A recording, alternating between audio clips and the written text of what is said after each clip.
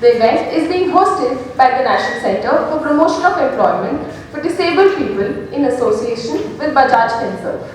This discussion seeks to convene a strategic consultation on disability. It attempts to bring together various stakeholders to co-create a roadmap to disability inclusion in policy-making process and towards an increased political participation. I would like to invite Mr. Manali, India's leading disability advocate and Executive Director of NCPEDP, for the welcome address. Dr. Shashi Tharoor, Member of Parliament and Chairman, Standing Committee on Ministry of External Affairs, Deputy Commissioner, Chief Commissioner for Persons with Disabilities Office, Mr. Ambastha, Commissioner of Disability, Government of Goa, Government of Kerala, Dr. Sarangi, Dr. Shri the team from Bajaj, our biggest allies, Dr. Amanpreet Kaur, Swapna, my fellow people with disability from across the country, our allies, the majority also the organizations. So this dialogue today is one small initiative that we are trying to initiate to create a little more awareness amongst members of parliament and policymakers and create an interface that the concerns and issues of persons with disability, particularly when it comes to policy making, is met with. Today is the day one to start this initiative where we're trying to get members of parliament from across party, people with disability from across the country, and also civil society organizations and academicians and people from media to come together to exchange this the whole idea of inclusion of people with disability into the mainstream.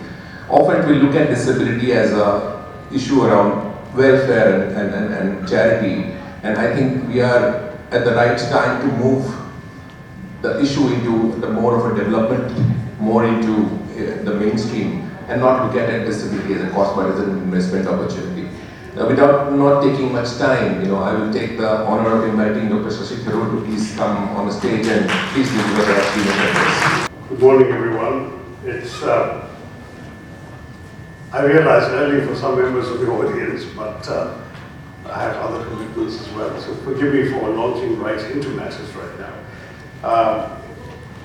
I do want to welcome everyone who's taken the trouble to come this morning. And I do address you today with profound humility, because we're talking about a matter that transcends policy, law, and administrative procedure. It speaks to the very soul of our democracy and our commitment to human dignity. And it does so in a way that cannot be confined to formal frameworks, the empowerment of persons with disabilities in our great nation. I'd like to thank really the National Centre for the Promotion of Employment for Disabled People for inviting me to speak about this topic here today. With the motto of nothing about us without us, for the last 25 years, your organization has worked with a range of stakeholders to advocate for the rights of people with disability, along with encouraging employment, increasing public awareness, disseminating information and opportunities, and promoting access to all public places, products and services. With its focus on generating dialogue regarding all of this organization, NCPEDP, has and continues to enhance the political participation of persons with disabilities and ensures that disability is a governance and legislative priority and not just an effective afterthought. Now, India is home to nearly 20 crore persons at a fair estimate with disabilities, a staggering testament to the size and diversity of our population. Yet despite the visionary framework established by the Rights of Persons with Disabilities Act 2016, the lived reality for many remains one of marginalization and systemic exclusion. While our legal edifice recognizes disability as a critical dimension of human identity, the implementation of these rights has not kept pace. In our contemporary socio-economic and socio-political milieu, persons with disabilities are still underrepresented in governance, sidelined in policy deliberations, and overlooked in budgetary allocations. The challenges confronting disability inclusion are multifaceted, interwoven with historical neglect, contemporary policy lacking, and of course the systemic exclusion from any fiscal priorities. Despite their considerable numbers, persons with disabilities remain conspicuously absent from major national initiatives such as Ayushman Bharat, public procurement policies, skill development schemes, and comprehensive economic stimulus packages.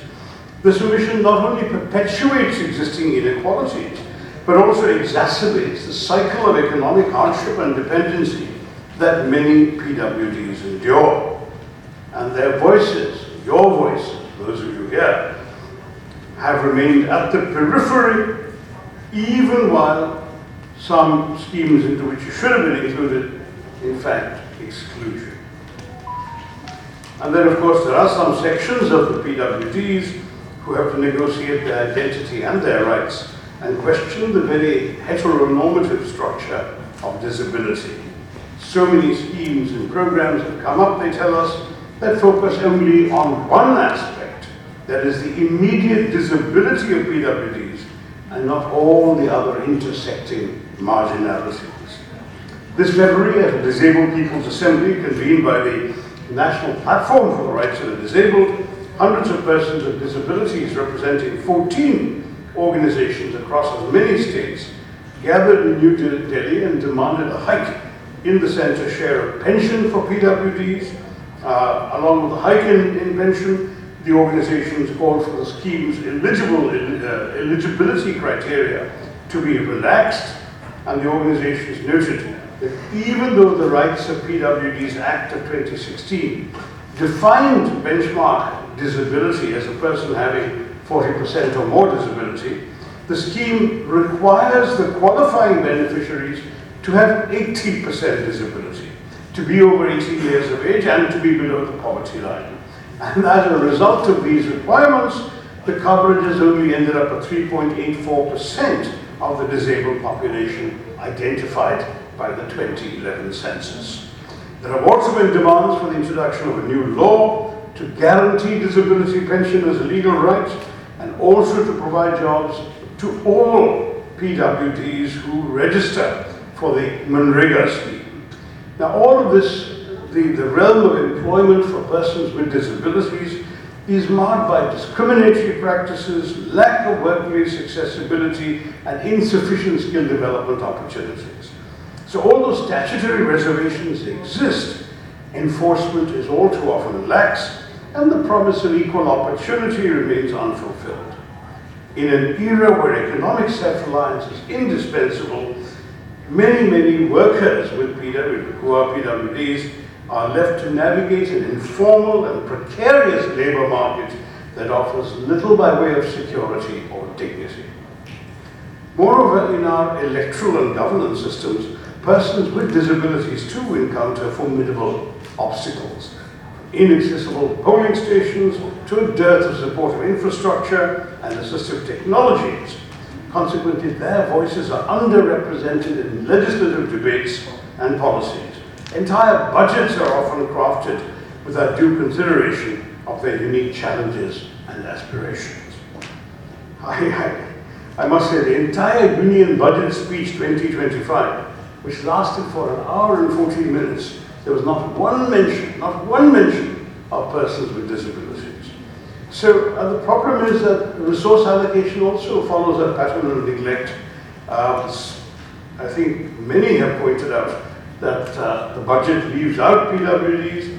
The budget earmarked for disability welfare this year is marginally increased to 1,275 crores as compared to 1,225 crores, but that's an increment of only 3% compared to the previous year, in the context of a budget that increased from 30 lakh crores in 2020-21 to 50 lakh crores in 25-26. The share for disability welfare has fallen in that context from 1325 to 1275.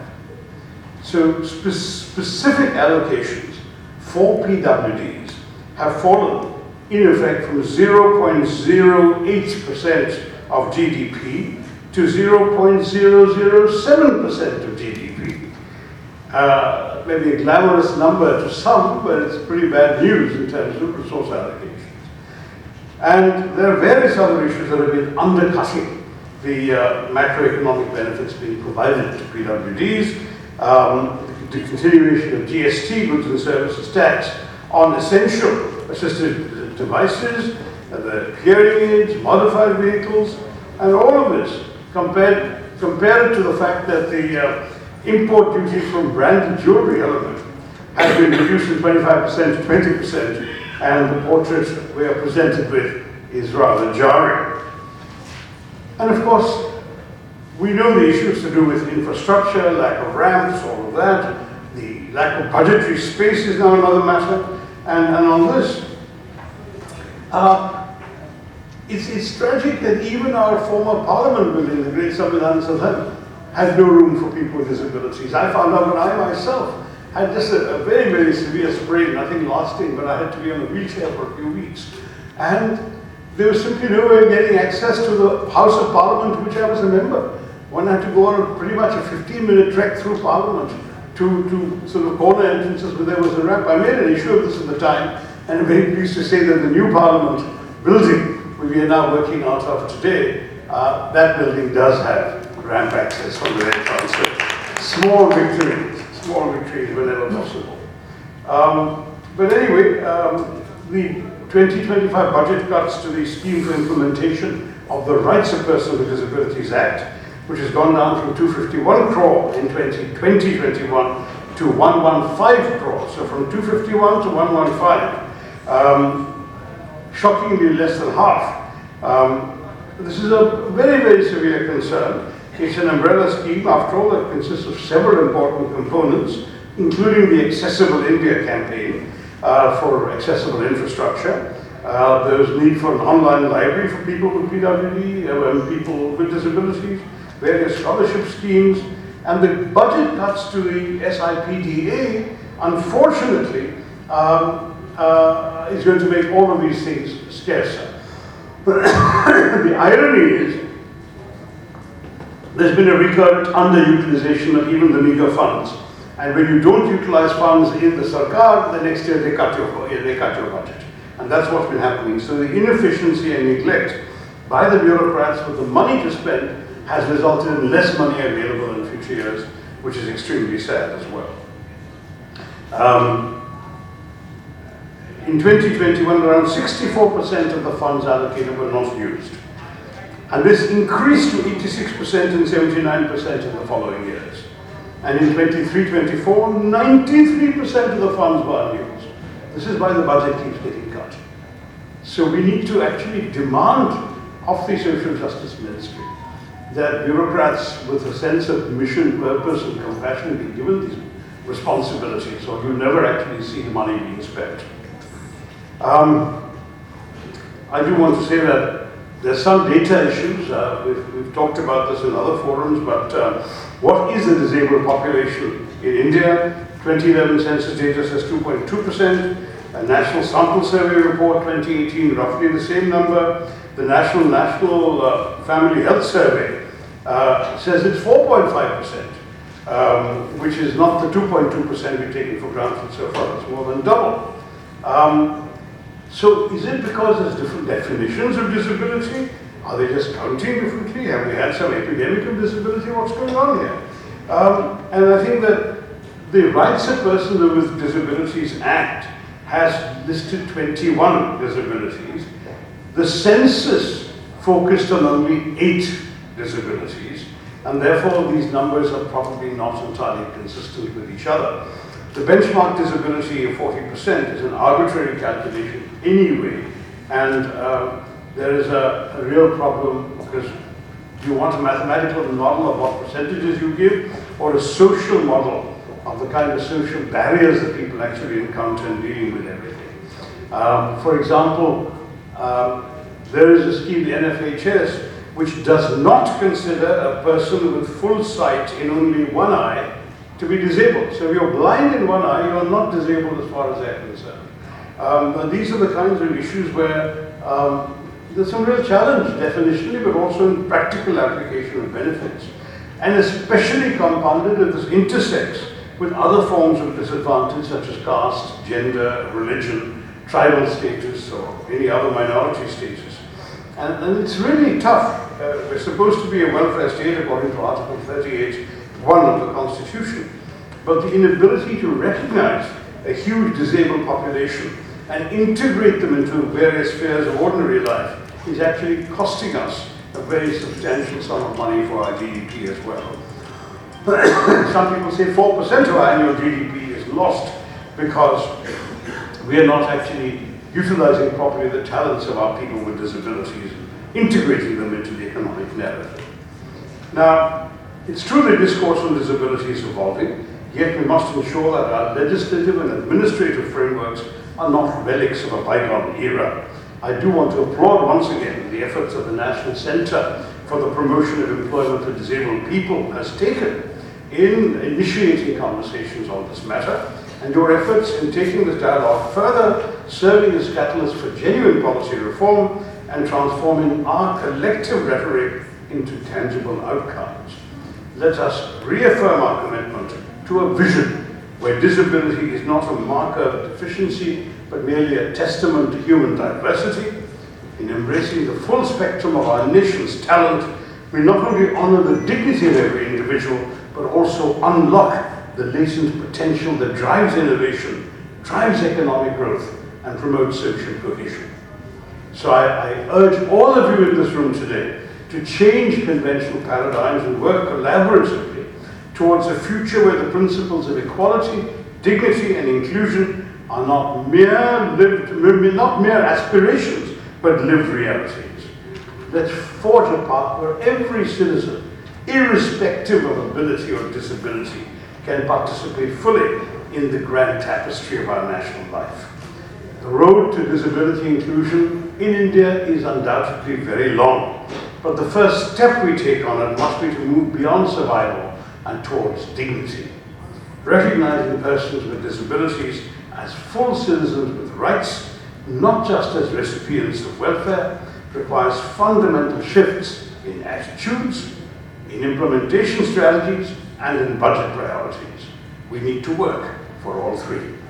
Thank you very much. I wish you all the best for the deliberations today and then.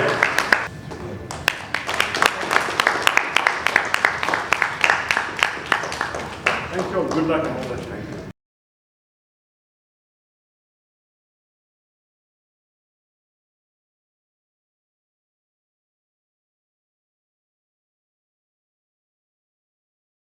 The first panel is titled The Policy Landscape, Where Do We Stand? The moderator for the first event is Mr. Naveen Anand. He is a senior journalist and the founder and director of Grey Matters Communications. Our first panelist is Dr. Fauzia Khan. Dr. Khan is currently a member of Parliament in Rajya Sabha. She is also the president of Nationalist Mahila Congress. She has previously been a minister in the Maharashtra state government and has also been a two-timer member of the Maharashtra Legislative Council. We also have Ms. Shanti Aulak, who has been a prominent voice in the disability sector. She is the founder and chairperson for Muskan Pelpit, a voluntary organization of parents and professionals working towards comprehensive education, vocational training, and work opportunities to young adults with intellectual disabilities. Our next panelist is Mr. Praveen Prakash Ambastha, who is the Deputy Commissioner in the Office of Chief Commissioner for Persons with Disabilities. Mr. Ambastha was formerly a faculty member at the Institute for Secretariat Training and Management. He has been actively working in the field of human resources and human rights at large. Finally, we have Dr. Ramanpreet Kaur. She is currently the Deputy National Head of CSR at Bajaj Finserv. A very warm good morning to all of you. Journalists are often in the habit of asking questions, but when it comes to moderation, I think it's always a challenge, especially when you are surrounded by such stalwarts that we see today in the panel as introduced by our host today. I think I feel very honored to be participating in this discourse, and this is also very important and a critical moment in driving disability discourse to the next level. We had a insightful address by Honorable MP Shri Shashi Tharoor, and he covered a range of very valid context and content as to where are we headed and what are the challenges. I think the problems are multi-pronged, and one of the best ways to address these is by creating a continued framework of dialogue. There are those who articulate the need for a holistic approach when it comes to disability inclusion, and then there are others who want policy and politics to be intertwined when it comes to disability. The RPWD Act has been a watershed moment, many say, in the disability landscape, but as Dr. Tharoor pointed out, there are gaps. It is also a fact that there have been a lot of efforts, interventions, like we saw in the Accessible India campaign. So we have another distinguished panelist. Welcome, sir. We just started the discourse we were talking about, and the title for this session is The Policy Landscape, Where Do We Stand? Like Arman Ali ji says, I think the problem is apparent, but the path ahead is also very clear. We need to all engage in dialogue and discourse and collectively chart a path for the future. In terms of why does something like this matter? Because as Mr. Tharoor also pointed out, disability should not be an afterthought in governance when it comes to governance. Our framework, our legislative framework, governance framework should not resemble as relics of some archaic past. Things have to evolve, things have to change, and like I said, there are clear pathways that one could follow, and this is the right forum. Thanks to NCPEDP for kick-starting this dialogue series, which basically aims to engage and solicit the insights of honorable members of parliament, those in the business of legislation, and seek their guidance as to the way ahead. That remains. When it comes to something like disability, the challenge becomes more glaring. Why? Because जब data सही रहेगा तभी हमारी policy making ज़्यादा सुदृढ़ होगी. You know, we can, there are no arguments around this thesis, you know. Social scientists and researchers across the globe, you know, are convinced that the more clear data we have, the better it is in health in policy design. Then there are discourse. एक discourse की भी कमी है. Health is another issue. Health inclusivity. We have representation in education, employment, you know. But when it comes to health, I think there are issues. There are barriers to access. You know, we do not have disabled groups joining the policy discourse or part of the policy making process. Whether it has to be a foot in the door approach or a seat on the table approach. I think the latter is required now. So far, perhaps we have been dealing with foot in the door approach.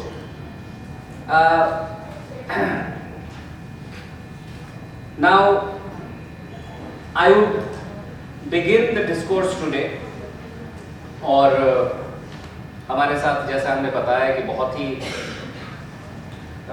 Distinguished एक panelist है और इनका मार्गदर्शन हमें चाहिए होगा as we go along. मैं श्री सारंगी से रिक्वेस्ट करूँगा कि आपकी एक अलग छवि है, अलग पहचान है, ग्रास रूट में आपने बहुत काम किया है।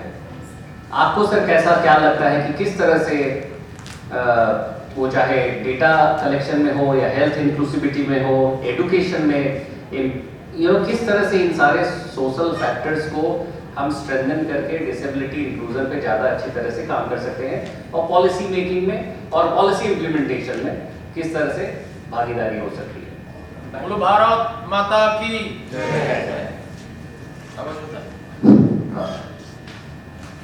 मंचस्थ सारे अतिथि वर्ग और मेरे सामने उपस्थित बहनों और भाइयों, मैं आप सबको अभिनंदन करता हूँ और विलंबित उपस्थिति के लिए भी क्षमा प्रार्थना करता हूँ। आने के समय में सोच रहा था हमारे प्रदेश के डॉक्टर श्रुति महापात्र के बारे में, जो सामने बैठे हैं, जो डिजेबल लोगों को उठाने के लिए बहुत कुछ कोशिश कर रहे हैं, प्रचंड परिश्रम कर रहे हैं। ये हमारा एक सामाजिक उत्तरदायित्व है, हम उसको कोई मर्सी एक्सरसाइज नहीं करते हैं, ये समाज में एक अंग है और इसका भी बहुत ग्रेडेशन है। कोई डम एंड डिफेक्ट डिसेबल भी होता है और जिनका दो पैर हाथ नहीं है वो भी डिसेबल होता है, लेकिन उनके लिए जितना सर्विस चाहिए वो बहुत बड़ा मुश्किल है। जिनका परिवार में ऐसा सामर्थ्य भी नहीं है उनके लिए भी समाज और सरकार को क्या क्या करना चाहिए इस विषय में सोचना चाहिए। हम देखते हैं ऐसे कई लोग हैं जिनके अंदर में बहुत अंतर्निहित प्रतिभा है। मैं कुछ संस्था में भी देखा जो डिसेबल को आत्मसम्मान पूर्वक जीने का अधिकार देने के लिए कुछ परिश्रम करते हैं, ऐसा हमको भी करना चाहिए। पाश्चात्य विचारों में विषय आया है कि स्ट्रगल फॉर एग्जिस्टेंस, वो कार्ल मार्क्स ने डार्विन का द ओरिजिन ऑफ स्पीसीज किताब से एक विचार ले लिया कि स्ट्रगल फॉर एग्जिस्टेंस, और इसमें सर्वाइवल ऑफ द फिटेस्ट, ये बड़ा डेंजरस थ्योरी है। अगर सिर्फ फिटेस्ट लोग बचेगा बाकी मर जाएंगे तो दुनिया बेकार हो जाएगा। हमारे समाज में जो सनातन काल से जो न्याय व्यवस्था है, ये स्ट्रगल फॉर एग्जिस्टेंस नहीं, ऊपर में तो स्ट्रगल दिखते हैं लेकिन अंदर में एक समन्वय का भाव होता है। हम डिस्चार्ज करते हैं कार्बन डाइऑक्साइड, पेड़ डिस्चार्ज करता है ऑक्सीजन, हम दोनों परस्पर अंगांगी संबंध है। हमारा सर्वाइवल के लिए एक के ऊपर दूसरा निर्भर करता है। ऐसा समन्वय भाव को हमारा पूर्वजों ने आविष्कार किया। और कोई डिसेबल हो गया for no fault of his voice is और सी सुपरनलाइज्ड, इसलिए हमारा समाज को हम एक शरीर मानते हैं, एक परिवार नहीं, एक समूह नहीं, एक शरीर मानते हैं। और शरीर होने से अंग छेद नहीं होता है, इसलिए अंग का संवर्धन संपोषण करने के लिए सबको लगना पड़ता है। ये सत्य है कि उनका रिप्रेजेंटेशन कई फोरम में, पॉलिसी डिसीजन मेकिंग में नहीं है, इसको देना पड़ेगा। हजारों साल के रूम अंधकार में है, अंधकार हटाने के लिए 1000 साल नहीं लगेगा। Within fraction of A second if you light a lamp, the darkness of 1000 years will be removed. Similarly, you should be very optimistic and all your efforts are praiseworthy. आपको आगे जाना पड़ेगा और इस विषय को पार्लियामेंटेरियंस को प्रभावित करना पड़ेगा ताकि इसको पार्लियामेंट उठा करके ये लक्ष्य हासिल करना चाहिए। मुझे लगता है सरकार भी संवेदनशील है और इस विषय को सिर्फ एक दिशा देना पड़ेगा। और जो डिसेबल बहनों भाई हो, वो उनके अंदर में जो सामर्थ्य है, जो प्रतिभा है, हम प्रतिदिन देखते हैं। पार्लियामेंट में कई प्रदर्शन हुआ है, मैंने देखा। विद्या में, टेक्नोलॉजी में अपना दिव्यांगत्व के बावजूद उन्होंने असाधारण सामर्थ्य विकसित किया है। और ये परमात्मा किसी को बिल्कुल स्टैंडर्ड करके पैदा नहीं किया, सबके अंदर में एक ट्रेमेंडस एनर्जी का सोर्स है। इसको आविष्कार करना और यूटिलाइज करना ये हमारे लिए बहुत जरूरी है। उनको दया करके कुछ दे देना ये बहुत बड़ी बात नहीं है, वो दया के पात्र नहीं, वो स्वाभिमान पूर्वक कैसे जी सकते हैं और समाज के लिए अपना कंट्रीब्यूशन कर सकते हैं, आर्ट में, कल्चर में, लैंग्वेज में, विज्ञान में। इसके लिए उनका सामर्थ्य को विकसित करना बहुत जरूरी है। स्वामी विवेकानंद कहते थे कभी कुष्ठ रोगी को, दिव्यांग को 50 रुपया 100 रुपया दे करके ऊपर हस्त होकर के तुम गाथा के आसन में मत बैठो, उनके सामने हाथ जोड़ करके प्रणत होकर के बोलो, हे परमात्मा तुम मुझे धन्य करने के लिए दिव्यांग के रूप में आए हो, मेरा सेवा ग्रहण करने का मौका मुझे दिया है, मैं धन्य हो गया आपको, आपकी कृपा से। ऐसा भावना पैदा करो कि साक्षात नारायण स्वरूप है। इससे सारा घटनाक्रम बदल जाता है, वर्क बिकम्स वर्शिप।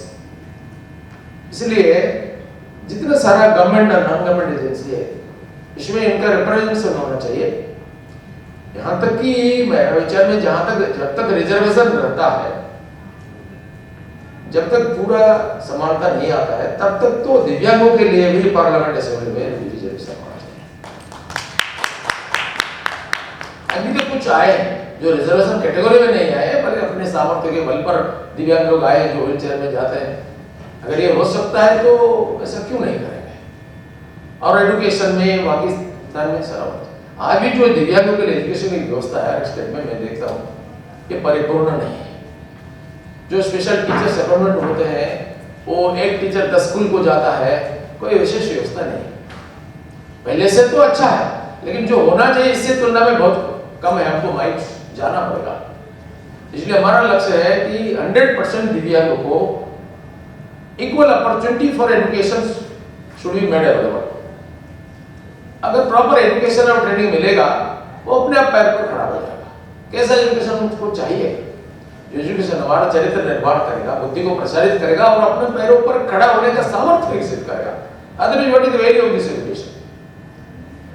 स्वामी विवेकानंद कहते थे, we want that education by which character is formed, strength of mind is increased, the intellect is expanded, and by which one gets done and one so fit. अगर आम आदमी के लिए व्यवस्था ठीक है तो दिव्यांगों के लिए इसके 10 गुना ज्यादा ताकत लगाना पड़ेगा, क्योंकि हमारा सारा कानून व्यवस्था दुर्बलों को प्रोटेक्शन देने के लिए, उनको संवर्धन करने के लिए। हम सर्वाइवल ऑफ द फिटेस्ट की थ्योरी में नहीं चलते हैं। ये थ्योरी आज तो दुनिया में रिजेक्ट हो गया है, लेकिन हमको जो समाज में अपेक्षित वर्ग है, जो वास्तव में दुर्बल है, उनको सारा सुरक्षा देना है, सम्मान देना है, स्वीकृति देना है, संवर्धन करना है। यह हमारा जीवन है। ये भी हमको ही दया नहीं करते, क्योंकि वो हमारा I cannot hurt yourself without hurting myself, because you and I are one. This is the teaching of God, not that you are my brother and sister, we are one. Even there is a mechanism of separation between families, but there is no separation mechanism in the body. You cannot cut your hand. So by hurting you, I am only hurting myself. So दिव्यांग बहनों और भाइयों जो आए हैं वो हमारा आराध्य देवता है, और उनको सब प्रकार का सेवा सहयोग देने के लिए देश में कानून भी होना चाहिए, जनता में मानसिकता होना चाहिए। हमारा दुर्भाग्य है कि श्रवण कुमार, भगवान श्री रामचंद्र जैसा उनके देश में आज हमको कानून बनाना पड़ता है कि माँ बाप को प्रतिपोषण करना पड़ेगा। कितना माँ बाप ये अधिकार कोर्ट में साबित कर सकते हैं? आज हमको कानून बनाना पड़ता है कि पत्नी को पोषण करना पड़ेगा। ये हमारा सामाजिक दायित्व हमारा संस्कृति में समरस होकर के चलता था। आज कानून के द्वारा भी, अगर जब तक लोग कानून को नहीं मानते हैं, जो टिकट नहीं करते हैं उनके लिए टीटी की जरूरत है, जो कॉपी नहीं करते हैं उनको लिए न्यूज़लेटर की आवश्यकता नहीं। इसलिए तब तक कानून को पालन करना पड़ेगा जब तक सारा लोग सचेतन नहीं हो जाते हैं। इसलिए कानून की भी आवश्यकता है, और मैं समझता हूँ कि आप सबका ये उद्यम अत्यंत अभिनंदनीय, परमात्मा की कृपा इस पर वर्षित हो, आपको यशस्वी सफलता प्राप्त हो। नमस्ते। बहुत धन्यवाद sir. We have with us one of the very outstanding legislators of our times, Dr. Fauzia Khan ma'am, has been a minister in the Maharashtra Assembly and also now Honorable Member of Parliament, Rajya Sabha. Now ma'am, as Dr. Tharoor pointed out, there are of course challenge of data when it comes to estimating the total number of disabled people in the country. 2011 census says 2.2%, NFSH says 4.5%, So in either case we are looking at a very large number.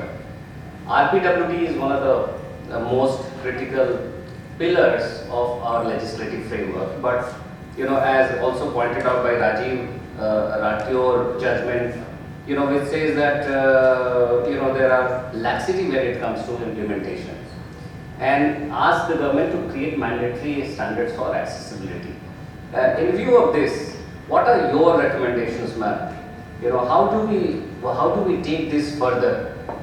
One is of course reaching out to people like you who are very sensitive and responsive to the need for expanding the framework of dialogue, and secondly, actually helping the implementation to get more sturdy. Your thoughts on that? Thank you very much. Thank you for having invited me here today.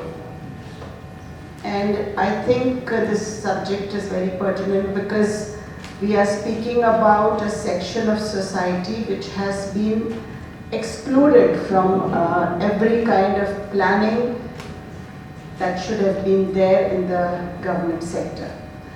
There are a few half-hearted attempts, but I don't think that covers everything because we are dealing with a population of, according to the 2011 census, 2.7 crores, which unofficially is said that it is almost 10%.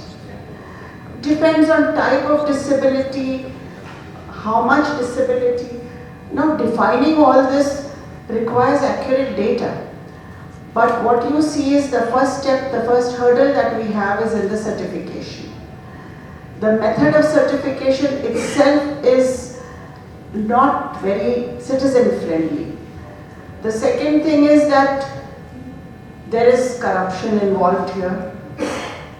Third is that the degree of disability, they say 80% in order to achieve any concrete benefit. Now, how do you define, like Dr. Tharoor was saying, one eye is not there and yet the person is not defined as disabled. So, the criteria, I think, needs redefinition, and the certification, the process of certification needs improvement. I think what you are saying is absolutely right. It's the correct data that is important. Unless we have the data in place, I think we will go nowhere.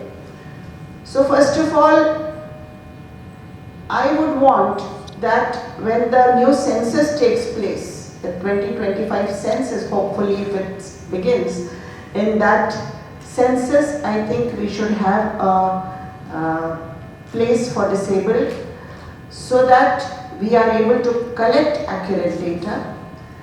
The people who go for the census must be adequately trained for this. Secondly, the NHFS data, even this should be included in an NHFS survey as well, where the parameters have to be the same. The parameters for identification of disability have to be the same across all departments. So there is a need for uniformity there. Once the data is in place, I think a lot of, we can cross a long distance. But at the same time, accessibility also is one great issue. What I see is that Dr. Tharoor was speaking that even in the Parliament building on a wheelchair, he was not able to get proper access. Talk about railway stations, talk about bus stations, talk about any public place. I see that accessibility and proper facility for disabled is missing. And unless all that is there, we cannot go anywhere. Also, the types of disability. When you talk about types of disability, I think the new revision in the new Act defines some 21 disabilities. But that is not enough. We have to talk about psychosomatic disorders like, you have, what do you call it?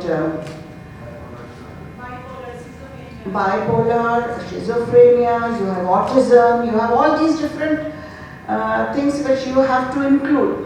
Thank you for reminding me.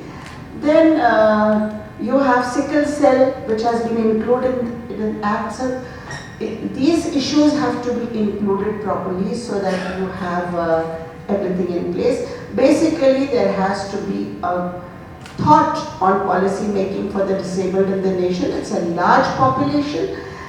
Leave alone learning disabilities in schools, in education. That is another kind of disability which nobody is even focusing on, where you need to, assess how many are disabled from the learning point of view. I think in one classroom of 40 children, around 5 children are said to be having learning disabilities. So the population is large, but we are not covering everything, and we need to absolutely focus on this issue. I agree there has to be a dialogue, and unless we speak about this, unless the government makes proper planning on this, I think the way forward will be difficult. So thank you very much for having arranged this program where we can deliberate on this issue and go a little forward. Thank you.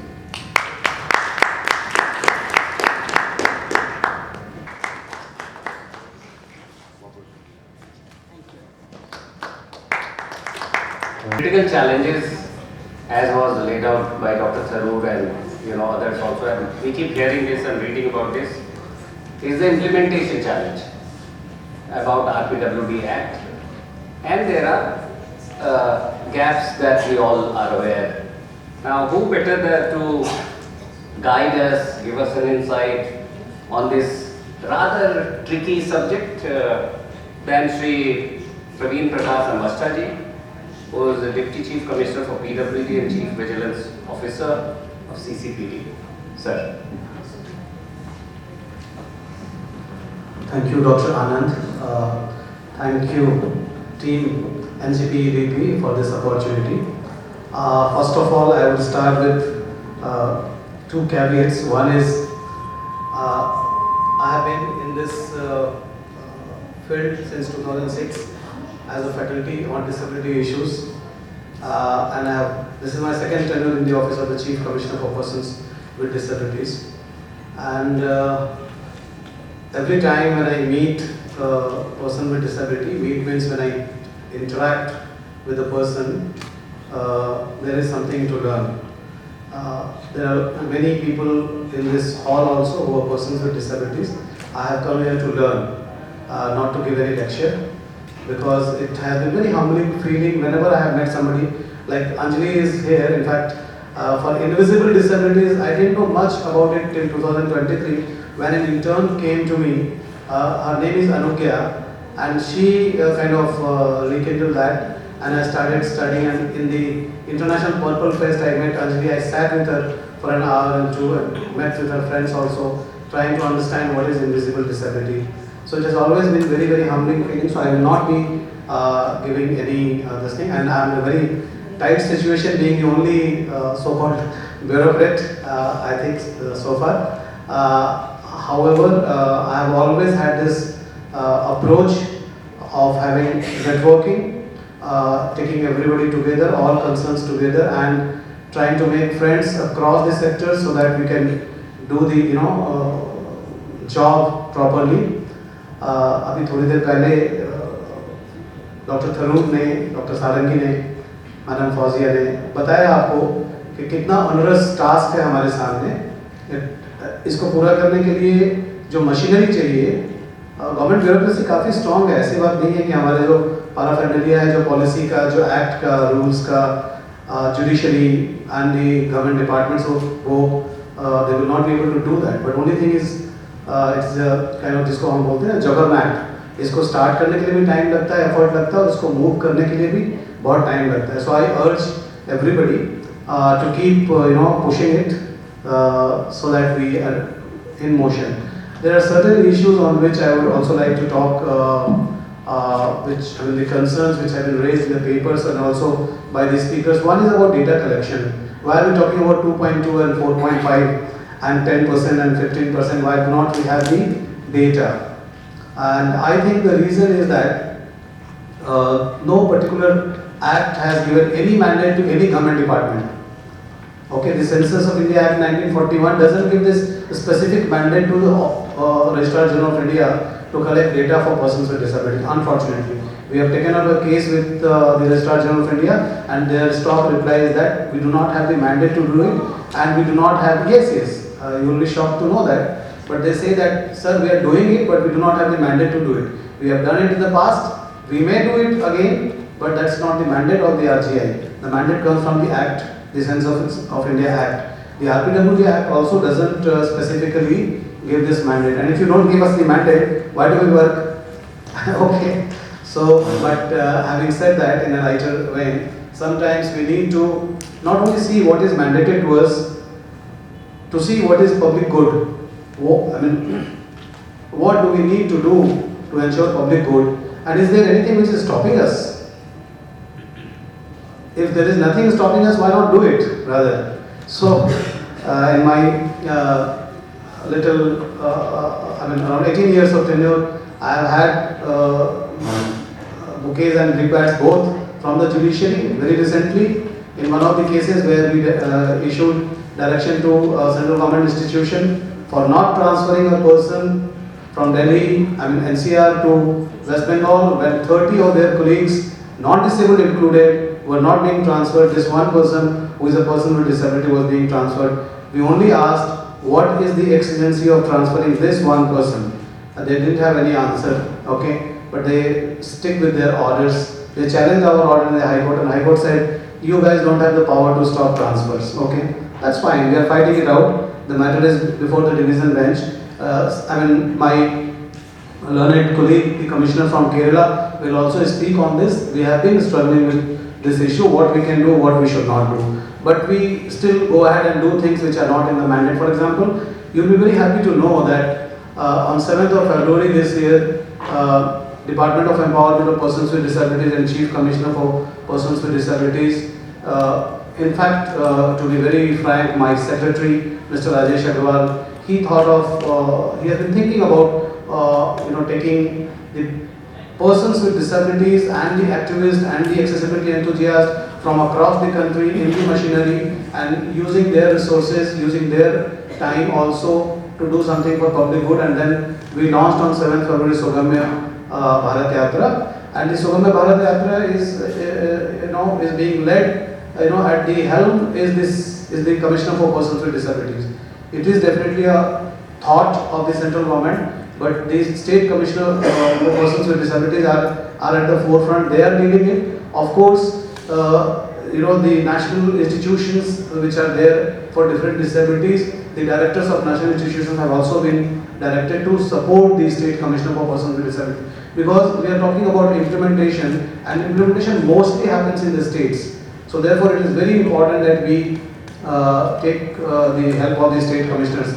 The state commissioners and chief commissioner, right now in the current act, be honest with you, we do not have the mandate even to coordinate with them. The earlier act, PWD Act 1995, did have a provision that chief commissioner can coordinate. But we have been doing not only Sugamya Bharat, there are many things we are doing together with state commissioners. Earlier we used to meet once in a year. Now we are meeting almost every 2 months.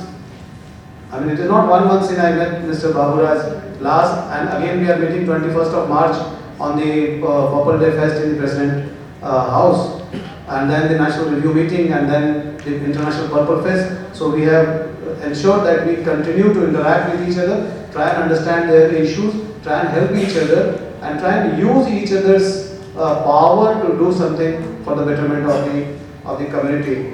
You would also be very happy to note that of the around 200 cases that we had taken up against digital accessibility of government as well as private establishment, and order was issued on 29th of January this year, after giving ample opportunities to the government departments to have their websites, all digital platforms accessible. Last order came on 7th of August. We had given them time till 30th of November. We were still waiting for whole of December and January, and on 29th January he imposed fines on 155 organizations. So far only 9 of them have deposited the fines, but seeing that some of the government departments and ministries have also deposited the fine, that's a good sign, and 75 of them have actually appointed accessibility auditors, digital accessibility auditor. That was the mandate, that was the direction given by the CCPD, which nobody was taking care of till the time the fine was imposed. 75 of them till yesterday around 2 o'clock I have reviewed, 75 of them have appointed and informed to us that they have appointed the accessibility auditors. Then on many issues we are taking up suo motu cases where, despite no mandate being with us, because the mandate section 75 1B says that the chief commissioner shall take action, take up cases with the establishments which are within the control of the central government, and the state commission under section 80 can take action against establishments which are under the control of the state government. But still, because DDRS depends on how the state machinery is functioning. Just yesterday we had a suo motu case in which around 13 state government officers, senior officers were called, and the issue was non-disbursement of scholarship. There are various scholarships, and as against the SC/ST scholarship, the PWD scholarship is totally funded by the central government. There should not be any reason why these funds are still not being disbursed at the end of the financial year now. So, having analyzed the situation with the ministry, we issued a notice earlier to all these states where maximum number of cases were pending. I don't want to name the states, but then yesterday we called them for a personal hearing, and despite the last date for clearance of the scholarship is still over, the Honorable CCPD decided that we can still, till 31st March, we can still disburse on paper if it is not possible to do digitally. Of course, the money will go through DBT, direct benefit transfer. So that is what yesterday's decision is. We have been taking up cases on sign language interpreters, on midday meal scheme. So these are all state, machinery which is doing. But we are not stopping only because we don't have the mandate. I just want to tell you, and at this moment, if I may, use one couplet from Allama Iqbal, who says कि ये माना कि तुम्हारी दीद के काबिल नहीं है हम, ये माना कि तुम्हारी दीद के काबिल नहीं हम, तो मेरा शौक दे, मेरा इंतज़ार दे. तो हम करेंगे, करते रहेंगे आगे. और आप लोग everybody who is in disability sector, अरमान जी जानते हैं, मैं हमेशा ये बात करता हूँ, each one of us need to play together. I mean, we cannot be adversarial, we cannot be at the other side, we have to be on the same side. Then only this juggernaut will move. Thank you very much. Thank you. Thank you so much, sir, and so glad that you are here to perhaps address anxieties and to give the perspective of how the government is also working. Of course, we all believe, more so Arman bhai, that of course it has to be a collaborative approach, like you very rightly pointed out, and also highlighted the range of spectrum of things being done. There are challenges, we all know, and it is that collaborative effort that is needed to take this forward. Compliments to Arman Ali and NCPEDP for taking this मुहिम forward. और मुझे विश्वास है कि because आज दिल्ली के heart में बैठ के हम लोग एक डिस्कोर्स कर रहे हैं. एक चीज़ अगर मैं ना बोलूँ तो बहुत ज़्यादती होगी. मैंने 2006 में ये सेक्टर ज्वाइन किया था, and I was very fortunate, one of the few blessed one to have met Javed Abedi, who is the founder of NCPEDP, for him to think of employment as a key word. This is the National Center for Promotion of Employment for Persons with Disability. Empowerment comes from employment, and for employment, education is the feeder. For education, accessibility is absolutely required. Whether it is training material, training method, the faculty members or the building, whatever, it is important. So for Javed Abedi, the vision that he had 28 years back, to think of employment as the key word, he could have done anything. The most famous case he did it with Air India, at the ambulance thing that he did. But he could have done in any field, but he thought of employment. So kudos to him. I couldn't have missed this. Thank you. Thank you, sir. Now, after having gained his insight about how things are moving from the government side, let us hear again one of the stalwarts on this field, Dr. Shanti Tharoor, chairperson and founder of Muskan. Ma'am, you have the entire spectrum of issues that you are aware, from the data to design to disability discourse, gaps in policy. But again, like Mr. Ambastha said, so much is being done. How do you look at this entire landscape?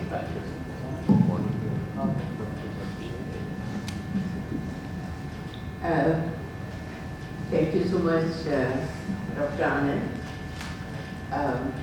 for facilitating this dialogue. And I really appreciate Mr. Arman and NCPEDP team for starting this dialogue. And we have a long way to go I would be here sharing my thoughts, my observations as a mother who has a child, not child, who has an adult son, 48 years. I'm a psychologist by profession and I was teaching. And then I'm a turned activist for the last 42 years when I saw the abysmal lack of facilities and opportunities, and I saw the hard struggle that our children needed to do and our families were struggling with. So whatever I'm saying, please don't mind if I am hurting somebody's sentiments. It was interesting to listen to members of parliament, and including Mr. Shashi Tharoor. And I think there is an answer in that, and that is, do we really understand the ground realities? So policy making without really understanding the ground realities, at least I can't comprehend that. So starting from ground realities, of course there is a good extent of comprehension about the gaps which are existing. But then, for others, it may be okay just to highlight the gaps. But for all of us who are day in and day out trying to find solutions, trying to enhance the quality of life of people. For us, it is not enough just to know that what are the gaps in this. Starting from the statistics, data itself, and everybody is recognizing, and yet we are at the same point which we were 2011 census, we can say, or even earlier than that. And then what kind of policy, what kind of planning, even a child would know that in order to really plan something, you have to have the numbers, you have to have the understanding of the needs which are there. So, I mean, as much as we can talk about it, there has to be a concrete action on the ground. And there are enough experts who know how to collect the data. I was surprised that our funds are underspent. They will be underspent because the issues are not being comprehended in the way they really, you can make a difference. Then we also, maybe some of you differ from me in this regard, but I feel there are some issues which are common to all people with whatever kind of difficulties or disability. I prefer to use the term difficulty because of some reason, which I cannot elaborate at this time because it would take a little ideological perspective. So, various kind of difficulties. There are certain issues which are common, but there are certain issues which are unique to each kind of condition. And we cannot gloss over, because if we gloss over, then we will not address the needs of the people. So, what I feel is that in our discourse, somewhere, we need to start talking about the unique as well as the common needs. Unique opportunities as well as the common opportunities. And it doesn't take very high imagination to understand that what are the opportunities we are talking about. We are talking about proper guidance of the family and also of the people. And guidance can be of various kinds. We want education opportunities which is appropriate to me, for my needs, not the concept of education that you carry with yourself. And I am coming from intellectual and developmental disabilities, so I have seen through and through how much we have to work towards, both in parents' minds and society's minds, that what kind of education we are talking about. So, education, then training, work-related training, then employment, and for many of our friends from this sector, they also need safe living options. There is no solution. The people with severe disabilities or people with severe cognitive difficulties, there is no solution to it. And it is amazing to find, again, a very, informed guess, I would say, that not more than 5% of the people in our sector is getting any kind of facility or opportunity. And out of this, in cognitive disabilities, I can with confidence say, 95% of the work is being done by NGOs run by parents. There is a dearth of professionals. Even in heart of India, Delhi, capital city, we find difficulty in getting professionals who have that kind of understanding. It has not become the topic of academic and research departments of the university. Even disability studies, you count and there will be hardly 3-4 departments all over India who are doing it. So we are dealing with this. But at the same time, all this activity started sometime in 80s. Of course, before that we know that people with visual impairment, how they were in the forefront of advocacy. So, that kind of situation has to change. And there is so much which needs to be done. And one more thing I would like to share. By all that experience, we have a lot of clarity what needs to be done and also how it is to be done. I was wondering that Department of Empowerment of this Disability Affairs Department, not even one meeting I can remember where the bureaucrats have invited NGOs or the people with disabilities or families to understand what are the ground realities, what are the issues. And I think how we can do our work if we don't do. So we go by our own imaginations. And imaginations are not always aligned with realities. So, if we work together, when we say we have to begin inclusiveness at thinking level.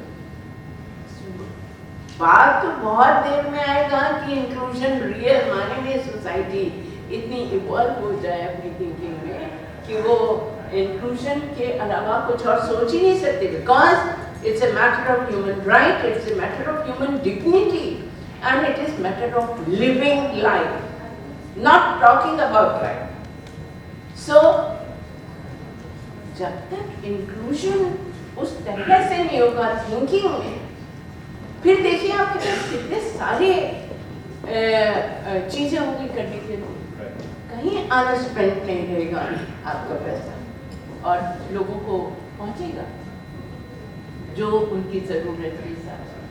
Thank you very much. Ji, many questions. I'm sure we'll have discussion over tea, and I'm sure Mr. Ambastha will have some points to in by way of counter or clarification.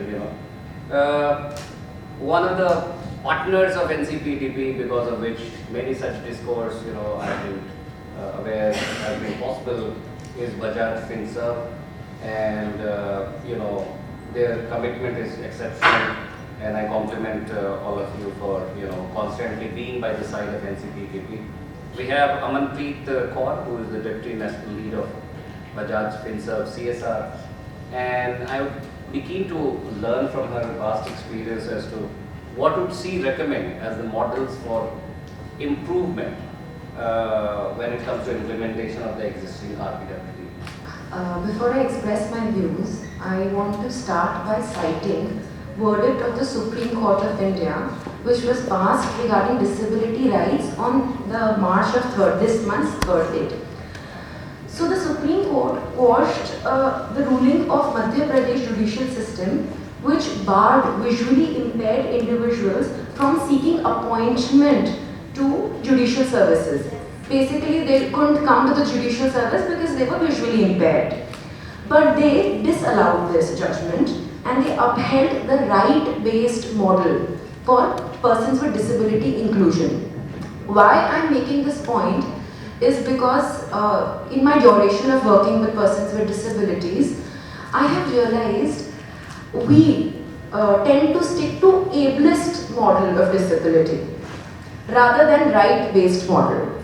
There are rights for persons with disability, and as ma'am was mentioning, they deserve all those rights. They are rights, all of us have rights, and we ask for them and we deserve them. But unfortunately, when it comes to disability, there's an ableist mindset which comes from the so-called normotypic people who probably just don't look like it. That's the point I'm trying to make. So by doing this, we do copious disservice to persons with disability, because we are so blissfully aloof, arrogant in thinking that we may not become disabled, we may not have families who may have members who are disabled. We just try to blissfully ignore this because this is invisible. The numbers are less, so they count as invisible majority. So that is what irks me. That is what bothers me. The other thing is that we by design have somehow chosen to exclude persons with disabilities in this systemic affair of things, and then we, the so-called normal body, whatever terms there are, we try and be the superior beings by talking about inclusion all the time. I mean, the dichotomy, I want to ask this to myself also. How do we do this? That's beautiful hypocrisy at display. Because, again, we have an ableist mindset towards disability. So also, I believe when it comes to disability, there are aggregations: physical, locomotor, cognitive, developmental. Those also get unfair visibility. Because one's visible, one is invisible. Their challenges are different.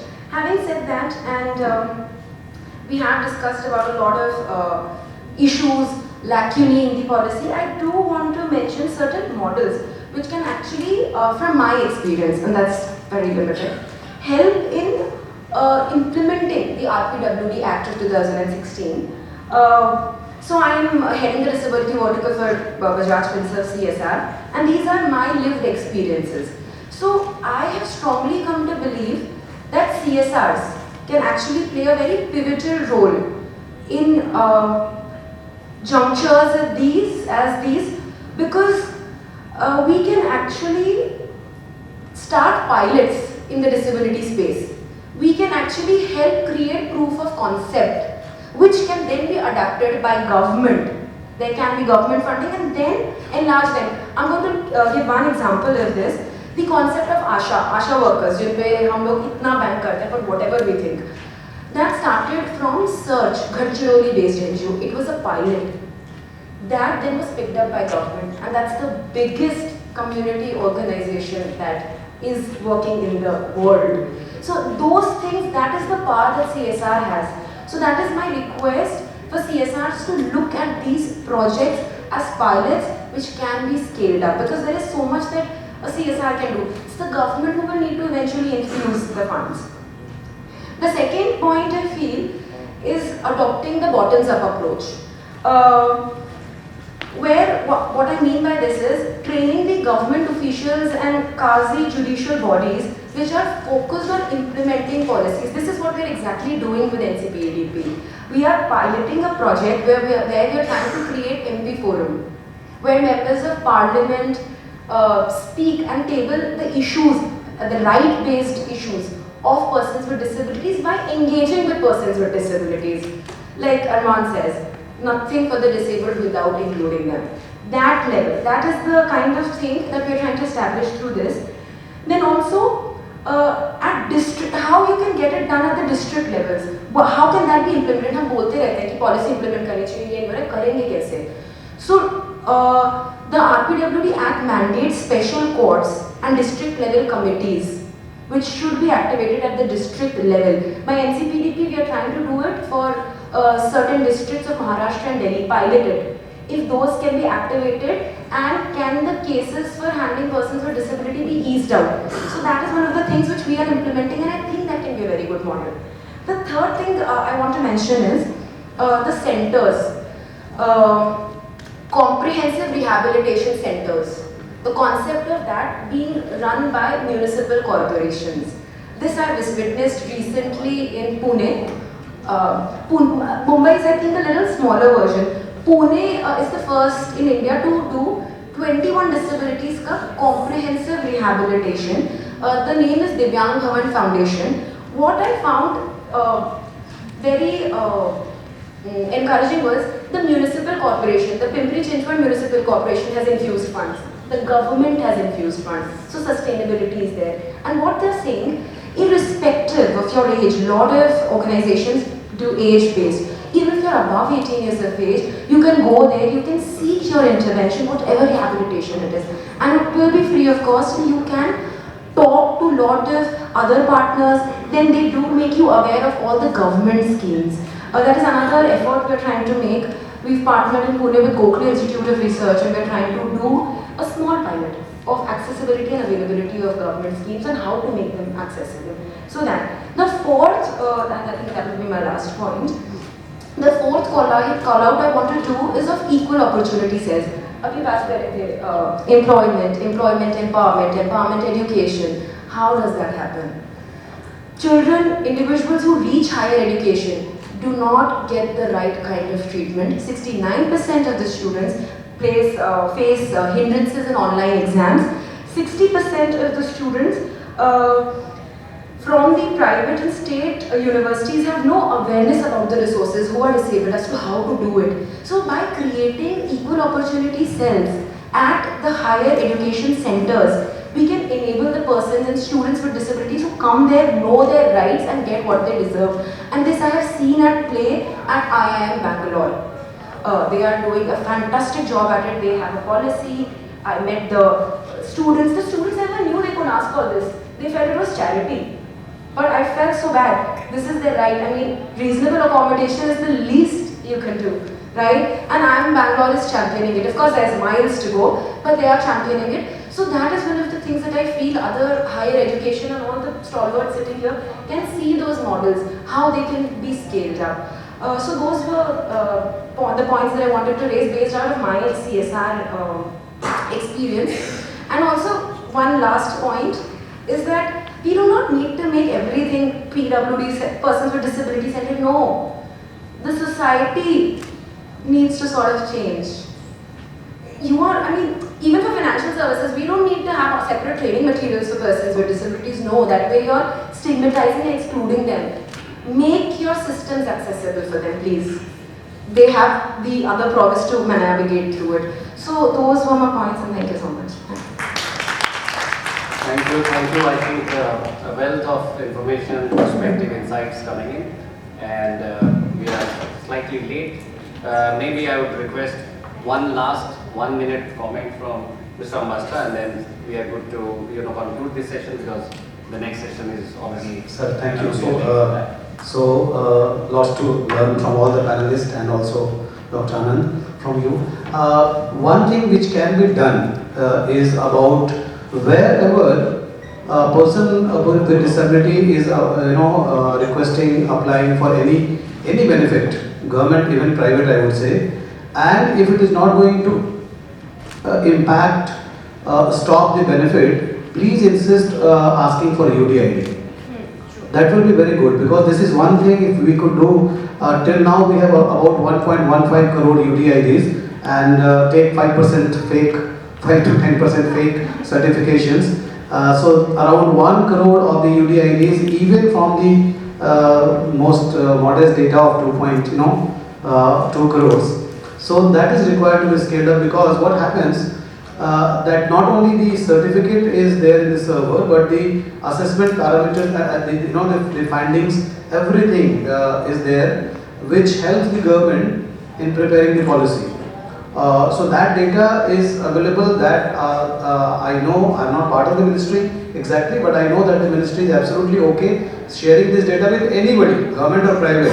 They are sharing this data. So that this is one thing we could do. About 80% disability, because twice it has been said, please do not at all think that I am trying to counter. Absolutely not. I am just trying to understand where we are coming from and if there is any requirement for correction. This 80% data is required for some benefits, for example, motorized wheelchair from the government, free of cost for that. Other than that, benchmark disability is only 40%. Again, one-eyed is a person with disability. It is not that person is not a person with disability. Only thing, he is not a person with benchmark disabilities, because one-eyed person is having 30% disability and benchmark disability is 40%. Although all of us hate this 30, 40, 80% business. I am sure about this, because even the Supreme Court in last so many orders they have been saying that go for the functional justification. There are many things I could have discussed with you, only for the paucity of time. I won't be delving into those areas. But person with disability, is a person who is having any disability. I am sure many of us in the hall, knowing or unknowingly, will be persons with disabilities. So one thing this I wanted to share with you. One issue which was raised in the not in the discussion but in the material was DPDP Act. I would request you please see the DPDP rules, the draft rules which are there in place, particularly Rule 10. The infantilization, which is the accusation against the DPDP Act, has now been to a great extent been cured by the rule which says person with disability. They have given a different definition of PWD in the DPDP rules, which says person with disability means persons who are not capable of taking legally binding decision on their own despite aids and appliances. So that is the definition of person with disabilities. Only limited types of PWDs will be covered in that, and that also the concept of limited guardianship is for the purpose and for the period for which the guardianship has been given, not for everything. So that doesn't mean that a person, somebody of the intellectual level of Arman, much above many of us, is required, for his consent is required to be taken from the parent. Not at all. That's not the act. So I'm just trying to correct some of the issues. But yes, certification. The act says that the PWD certificate, any format of the certificate as decided by the central government. The word used there in section 58 is central government, not appropriate government. So it is not for the state rules to define how to assess the disability, and therefore central government from time to time in 2018 and now in 2024 they have come up with their scales, the parameters how to assess disabilities, and that has to be followed across the country. Now, why certain organizations need another kind of disability certificate? Take for example railways. For their concession certificate, they need another assessment. They are issuing another disability certificate. Why that is required? In some matters, when CCPD said you should not do it, they took us to Delhi High Court. Again, Delhi High Court said that their railways rule is fair and transparent. It is a commercial matter. They will do only as much as they can afford. So therefore, CCPD should not interfere into this. We are not saying you give concession, you don't give. I am only saying why 50%? From where do you get 50% criteria?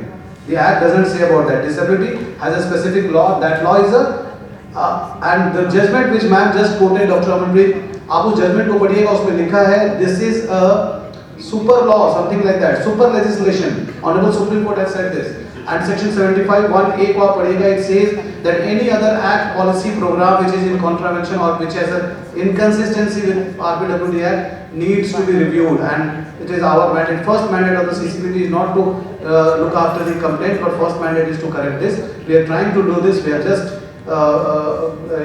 signed some MOUs with some universities, trying to get some study done on this. Leprosy we have already done. Some 70s Act require amendments, so we will be going ahead with those things. But what I am trying to just say is that you cannot have a separate parameters for benefits. From the same parameters, you decide what you want to do, what you don't want to do, which category you want to allow, which category you don't want to allow. That's absolutely fine to do. That is your discretion. But you cannot have a separate certification.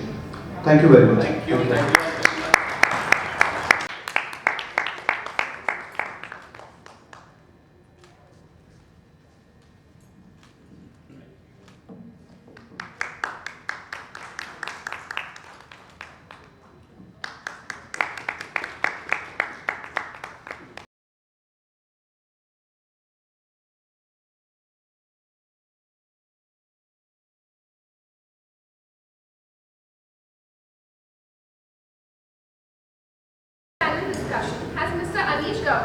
Moderating the panel as well as providing us with insights on the participation of persons with disabilities in the political realm.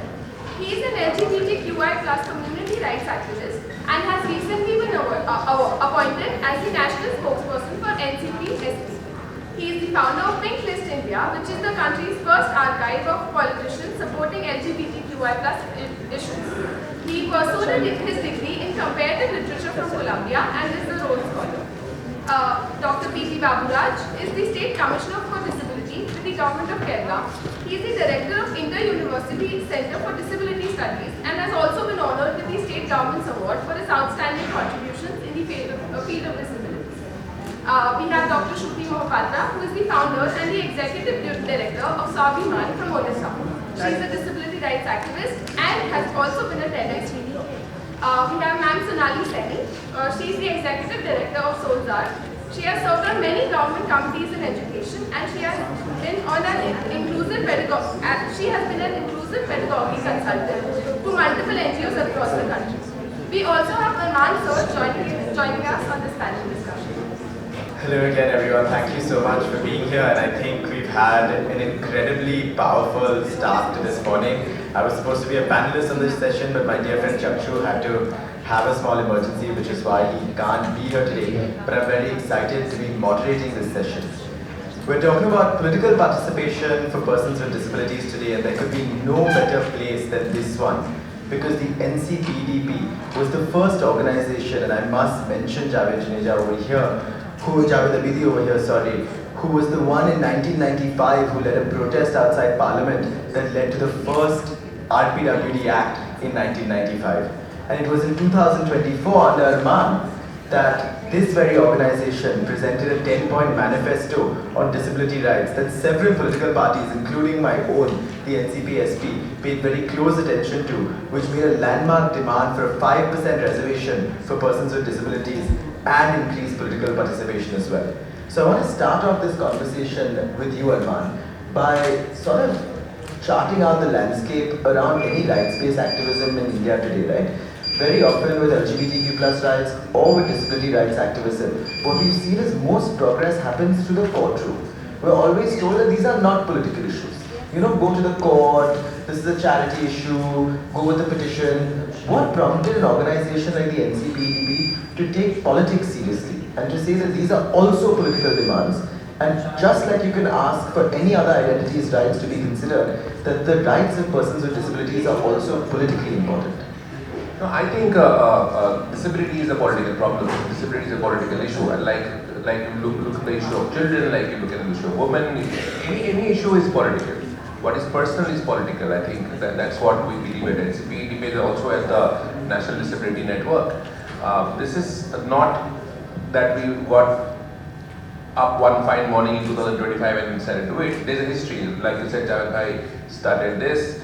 We have been very actively talking about political participation of people with disability, and we felt that there is an acute lack of awareness about disability across all stakeholders, and many organizers, the many people in the room and organizers like NCPEDP, the networks like National Disability Network are working to create awareness around disability. We thought there is a need that we start the discourse of disability and politics with political parties, with members of parliament. That is where I think the policy making happens. Disability is not a charity issue. Disability, I think people with disability are very apologetic about, being under, getting a pension of 1,000 rupees and you're apologetic about it. You think you're being a cost. Okay? But I want to say to all my fellow disabled people and everybody that in India, or even look at the global south, the marginalized group is not only disabled people. There are other marginalized groups who are getting benefits of direct benefit transfer. You talk about the farmers, you talk about women, you talk about girl child, elderly. There are many people who are recipient of many government schemes, travel groups for example. But when it comes to disabled people, this only welfare is what you look at. The disability discourse is not part of a development discussions. You're not a drawing board, you're always an afterthought. You look at COVID, you look at anything that is happened on disability inclusion is an afterthought. I thought, and also if you look at disability, it's something everybody wants to do. Everybody wants to do disability work, it's good to do. But with limited understanding of disability, it creates that gap and vacuum, there's a mismatch in what people want and what it is given to you. To start this dialogue where, I can say last 20 years I have seen disability, we have not moved beyond an identity card of disabled people. Those are very, very important issues, okay, it's be there. But I think when you create a parliament which is accessible, then we must ensure that there are people with disability who are there in the parliament, so the parliament is made of good use. Otherwise you would not know what is accessibility is. So to facilitate such movements and from the grassroots, we have people from across the country here, disabled people. I think need representation, need party. We want to be a player, a team who is building this nation. We just don't want to sit back and be at the receiving end. And this cannot happen without a dialogue around political participation of disabled people and be not part of our development agenda. And I'm glad you mentioned that, right? I think I'm very glad to also be from Maharashtra, and we've got several speakers across the political spectrum from Maharashtra today. Because in many ways, Maharashtra has been leading the way, mostly due to Bachu Kaduji over here, who's been relentless, right? And in a state like Maharashtra, so many of us have taken disability rights seriously because of him, because it's not been something that is requested in a courtroom or petitioned sweetly, but he's organized protests, right? There have been widespread demonstrations that showcase that this is not a fight for charity, but a fight for rights and dignity. I want to ask you, what is your sort of perspective, because I saw you nodding very enthusiastically at the very beginning, about how we frame disability rights today, right? How do we sort of move beyond this perception of this being a political cause that is a soft issue into something that every political party has to take seriously, regardless of whether or not they actually have members in their own party with disabilities or not? Thank you. Now, with regards to political participation of the disabled that you're talking about and political parties coming forward, there are two issues we need to focus on. Why the disabled are not able to be active in showcasing their citizenship. And the very basic is going to the polling booth and casting your vote. So there are two separate challenges we have to look here. One is accessibility of voting. The second is becoming a candidate to get elected to one of the parties. Now coming to the first one, the accessibility issue was addressed by the activists. I'll go 1900, we started in 1994. 1994 was the first time when Supreme Court came forward and gave a directive that in the last two phases we have to ensure that polling booths are accessible. There is some access provision that is there. But what happens? From 1994 to 2018, it took us that many years for things to happen in bits and pieces. Now I'll share you my 2014 experience. We were excited because directives had been issued. people had been trained, polling officials were trained, braille ballot boxes were coming in, signages, lot of good discussions, even handbooks for polling officials. So I'm very excited, and I reached the polling booth to find not a ramp but a slope. And when I'm pushed up, I find there is a threshold. Wheelchair cannot go inside. That takes a lot more time. But I cross the threshold, the space between the tables so narrow that my wheelchair cannot go in. Very reluctantly, very unhappy, the poll booth officials pushed the tables aside. When I go, the ballot box is this high, I cannot reach it. And then very politely one of the booth official comes close and tells me, whispers, why don't you tell me? I will cast your vote for you. That again took a lot of time. I was angry. It took a lot of time. Ultimately, I was delighted because I did cast my vote. But what was shocking is the apathy of civil society. I come out and people say, oh, how much of her quality time she wasted? As if her one vote is going to change the political scenario of this country.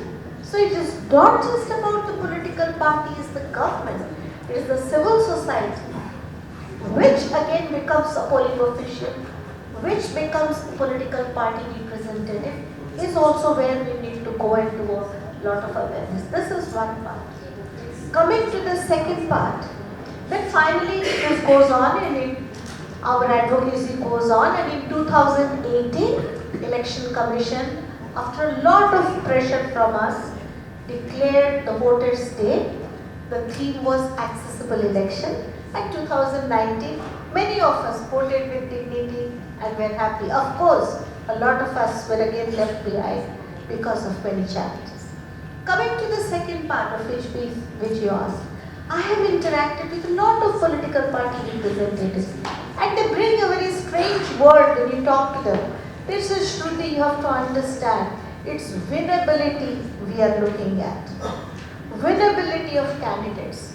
So what and how does the political party decide that I am not a candidate who can be? If I look back at my career, I've been a topper and gold medalist all my life. I've been a National Young Scientist Award. I was a national basketball player. I've been a 3 times national debating champion. How? On what ground you decided that I am not a candidate who can win? And what is happening is in the grassroots now you find this anger. And because of this anger, a lot of our candidates are coming forward. I know 2 people in my home state, one in Kendrapada, Minati, a young girl on wheelchair, and I know a young man, Suresh Chaudhary, in a very remote district in Odisha in Kalahari. Both independently fought when all political parties rejected them. They fought on their own. Both became sarpanch, doing so well in their area. They are loved. Minati because of the sanitation and cleanliness drive she has undertaken, and Suresh because of the accessibility drive he has undertaken. And now he is a Jilla Parishad member. So on our own, if we can do it, why political parties, on what grounds do they take a decision? I think somewhere we have to reach, it's good we have to reach out to the politicians, to the government officers, to the educationists, academicians, cinematographers, everybody. But we have to reach out to the society at large, sometimes who can be extremely cruel when it comes to disability. Thank you so much for that. I think you've raised 2 very valid points. One around access to voting and the second around access to contesting. I want to turn to you, Dr. Baburaj, because the access to voting bit, as we've just heard, took so long, from 1994 to almost 2019, to become even a dignified reality. As someone who's now working with the government of Kerala, what do you think has been a sort of government response to these challenges? Because internally these structures exist, the Act exists, but we find that the implementation is constantly and consistently not up to the mark. What challenges have you faced and what opportunities do you think exist currently, given the current frameworks of the law, for such provisions to be implemented more effectively? Okay, thank you, sir. From my observation, here we are talking about the barriers to political participation for persons with disabilities in Indian scenario, right? Here, I noted some points, especially from a Kerala scenario. One, as Madam said, physical and infrastructure barriers is still in Kerala, especially in the remote areas. This is not done properly in Kerala. Especially I am from Palghat, a remote area, a village, but still the transportation facilities are not available. When I used to cast my vote from Trivandrum to Palghat, still I not been changed my casting vote from my village. Because I want to go to my village, I want to meet my fellow beings, I want to meet the existing scenarios, even though I am the commissioner of state. But I want to make changes. Right now, having certain changes being made since I was advisory board, state advisory board of disability in Kerala. So this is in some areas. But most of the hilly areas it is very difficult. So these people, differently able people, people cannot access the areas. This is a hilly area.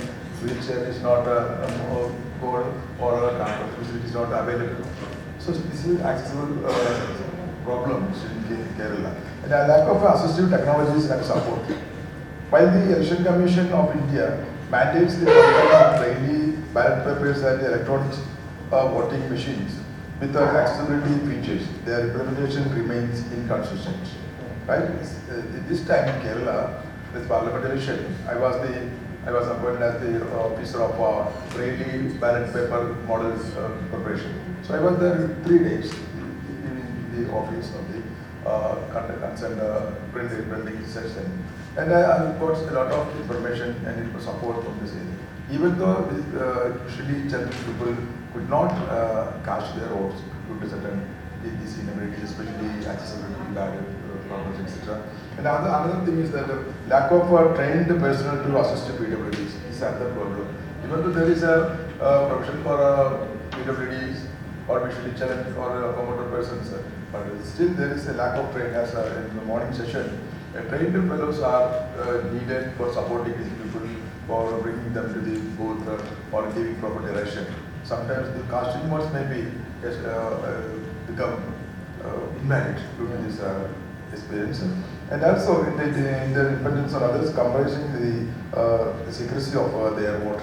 Most of the time they could not cast properly their vote. It is also being trained in the differently able community, being properly trained before going to booth. This is my observation. In articulable barriers and the social stigma, negative social perception and prejudices regarding the political capabilities of persons with disabilities hinder their actual engagement. Sometimes people are so why do you go to cast your vote? Even though without your one vote, yes, the political parties may get success. So you did not go. So you just please take rest in your room.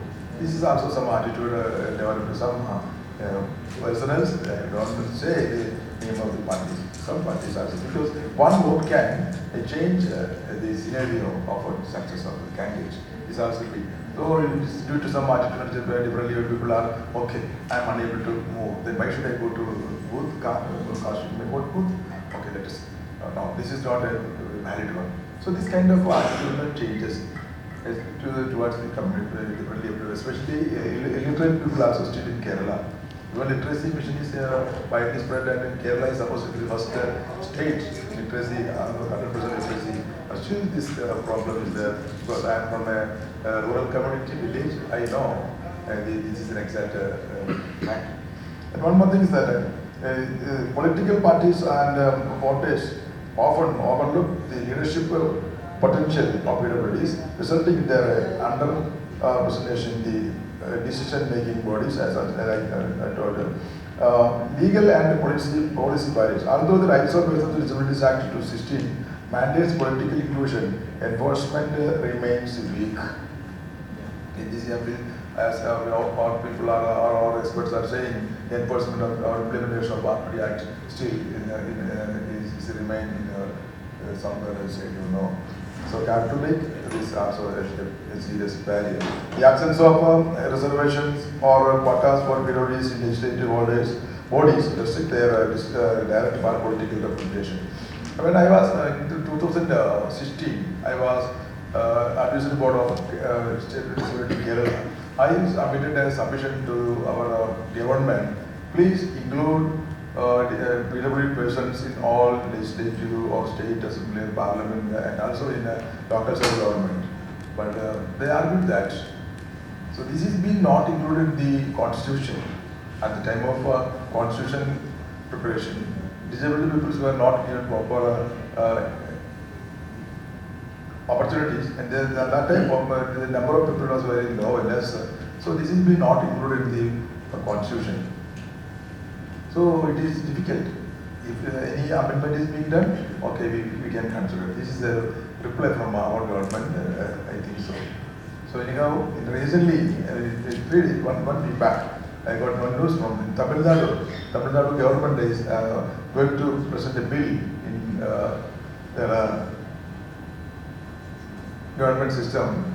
They are going to accept differently able people as a candidate can opportunity to contest in the Malayalam State Assembly and also in a local self-government program. It's like the first time in history, Tamil Nadu is the first state giving proper opportunity. So when we are talking about these barriers, as Tamil Nadu government is taken a good first model in the differently able communities for their achievements and their developments. And one more thing, sir. Information and communication barriers. Lack of accessible election-related information such as manifestations of braille or sign language interpretation in campaign speeches and restricts awareness and participation. I would like to close here. Website and digital platform used for voter education and registration often do not comply with the accessibility guidelines for the marginalization. Then one more thing is the economic barriers. Many PWDs face financial constraints which limit their ability to engage in political activities such as contesting elections or funding campaigns. People, as our Shri madam said that, even though she is a candidate in all areas, she's having a good position. But why not these political parties being called for contesting the elections? It's a question whether this is limitations. No, many people are here. Ramsey is here. All people are very intelligent, very capable personalities. But why not these people are inviting you and me to contest in these areas, especially being as a representative of our community. So this has been seriously taken in consideration. This sometimes, as in Tamil Nadu said, other states also been, the government also considered this is very soon. So, last political parties rarely provide financial support or incentives to encourage the candidacy of PWDs. So sometimes it may take a huge budget, crores or lakhs. This will be more people candidate from especially from the village is unable to meet this huge amount. Nobody is supporting them. Maybe it's also the cases. Anyhow, all these things, political party apathy is also being considered. Anyhow, this is my short observation regarding this political barriers to political participation for the PWDs. Thank you. Thank you so much, because I think both of you have now highlighted two significant challenges around political participation, right? That why aren't these candidatures taken seriously? Why aren't persons with disabilities taken seriously as candidates? And as the politician on this panel, I feel now obliged to answer. I'm going to take a little bit of a minute before coming to you, and I want to sort of frame this slightly differently. And as someone who came from an activist background into politics, I think certain identities in India have a big challenge when it comes to political participation. LGBTQ+ identities and sort of disability rights activists and persons with disabilities have similar challenges, because in a country like India, when persons with disabilities are geographically spread out, a 10% population sort of measure of persons with disabilities can often be less impactful than a 1% of population measure for an identity that's geographically concentrated, right? So if you're not in one constituency as a political party, I'm not seeing you as the largest voting bloc in that constituency. And so this is a challenge. We have to acknowledge it. that this is not something that we can wish away. And so working alongside that, particularly with LGBTQ plus rights, has required understanding how can we build a politics of solidarity, right? How can you say that there are several of these identities?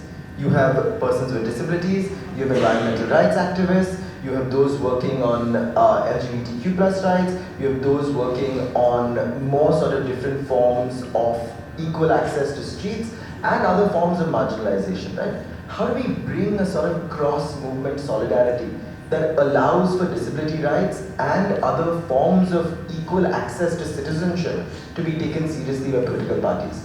A place where this worked was recently, I don't know how many of you know of the National Medical Council's changes to the MBBS curriculum. They changed MBBS curriculum to remove the entire section on disability rights, and they classified homosexuality as a disease. Now if they'd done this individually, it would not have become a national media issue. The fact that they did this together resulted in LGBTQ plus rights activists and disability rights activists going to the media, it becoming a 9 p.m. primetime TV show debate. As on one of those debates in both my political capacity and my activist capacity in one of those rare moments, and it ensured that that curriculum was reversed. So while the Tamil Nadu model, at least for me, stands out as a nice step, for me the power comes when you can force a political party to take notice of you, not when you are requesting a political party to take notice of you. Because for too long, these are issues that you're sort of going through as requests, but a political party, and I say now as one who belongs to a political party, only listens to demands. I will only consider a request when it actually has the ability to hurt me. Otherwise, I'm going to give you a nice speech that will get applause and then do nothing about it, because I can afford to do nothing about it. But until we switch that sort of switch and say that we can't afford to ignore these rights because they're clubbed with rights of others, that I'm going to show up for a protest for disability rights just as I would show up for a protest for some other kinds of rights and build those kinds of solidarities. I see the political participation bit and the sort of thrust being very tricky. Sorry, I've also spoken for very long, but I want to go on to you and I want to sort of understand this from an activism sphere, right? That I want to ask you, has there been a time when you've collaborated with other rights groups? Because this is a small space, the development space and the rights space, and whether there have been lessons learned there. And two, where do you think the line sort of ends at activism and at politics? What do you see that relationship looking like? Thank you so much. I think it's been enriching from morning listening to all these wonderful dialogues, and I think just for understanding where we stand today, out of 543 seats, there is 0 seats where not a single person with disability is represented. That's the reality of today. And that doesn't just start at Lok Sabha, it also starts from representation in schools, representations in panchayat. It has to start there. You're not going to have voices, you're not going to have people within this space till the voices get heard, till there is representation. There is 4% representation of people for PWDs for employment. Why isn't there a percentage blocked for political representation? Right? So these are issues which not just need a dialogue. I know we are sitting here and it's called the dialogue here, but I do hope at the end of this dialogue we come up with landmark or we come up with steps which can actually change this. In my experience in working in the education as well as the livelihood space, my activist role is a little different from many people sitting here, and that the role for me is how do we work with the government, right? They are in a place of where they can change a lot of things, and we have some fantastic officers. We have Mr. Praveen here, we have Sir sitting here. I mean, they are in those spaces and they want to do things. I've worked with some of the best commissioners, some of the best SPDs in the states, and we know what they have in their hand. But the know-how of how is really what is missing. So I think activism can also be quiet. It can also be working hand in hand with the government. It can also be nudging, pushing very gently, leading to what it needs to lead to, because only a voice and only a dialogue will lead to awareness, but the shift and the change will only come when we're able to create micro steps to be able to take it. You know, many people on the panel, I think, Dr. Aman also spoke about the fact, how do you take it to district level? How do you take it to school level? How do you take it to panchayat level? Bringing and, you know, chalking that roadmap is very, very critical and just as activist as doing a protest. It's a quiet activism, but I think it's very, very critical. There are many organizations working at grassroots level doing this very, very quietly, but large steps being taken. I mean, so many people, I think we all spoke about budgetary allocations not being appropriate, so many issues that we spoke about, but it's also because there is nobody to unlock those budgets. When you sit quiet, when you sit within and work with the government, it's possible to unlock budgets. We worked with the government of Tamil Nadu very fortunately. We were able to increase the budgets by 40% in the inclusive education space because the budgets exist. It's just the question of unlocking them, right? So I think activism in many, many forms is required in this space, and I think this is just the right space and the right people here in the room to do it.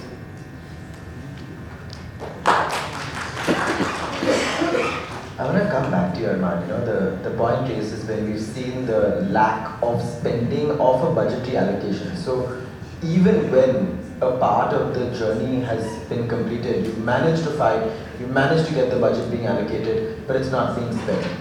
Where do you think these gaps are? How do you think we can bridge, for example, the work that you're doing, right? How do we learn, even as activists, how to work with the government? How do you understand that, oh, at this point, I can file an RTI and understand this much budget is allocated, this much budget is not allocated, and ensure that at least in the short term, those budgetary allocations get fulfilled to the maximum extent possible, or the government starts taking action? What is the sort of skill building required within activist communities to allow them to better engage the government? You know, I think the biggest problem is people with disability, Anish. We are the culprit. One, the problem is that we always become inspirational and aspirational for people. Imagine we organize this meeting here today where we're talking about politics and dialogue and development. But you end up saying things which is very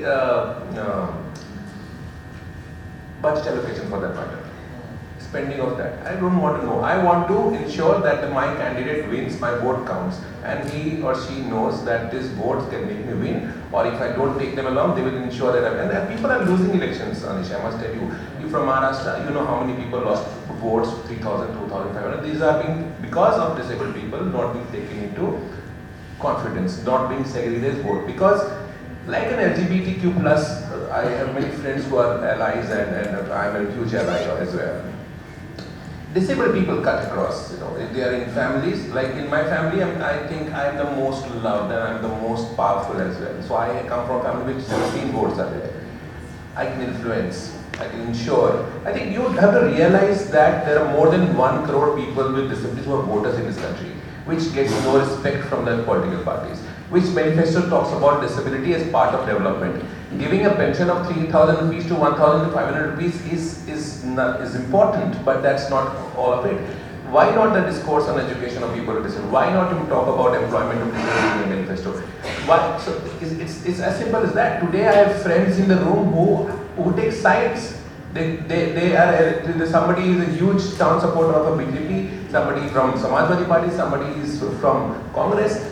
So we do have opinion, and it's not that when we go and cast your vote, you don't know who you do support. You come with a mind of your own.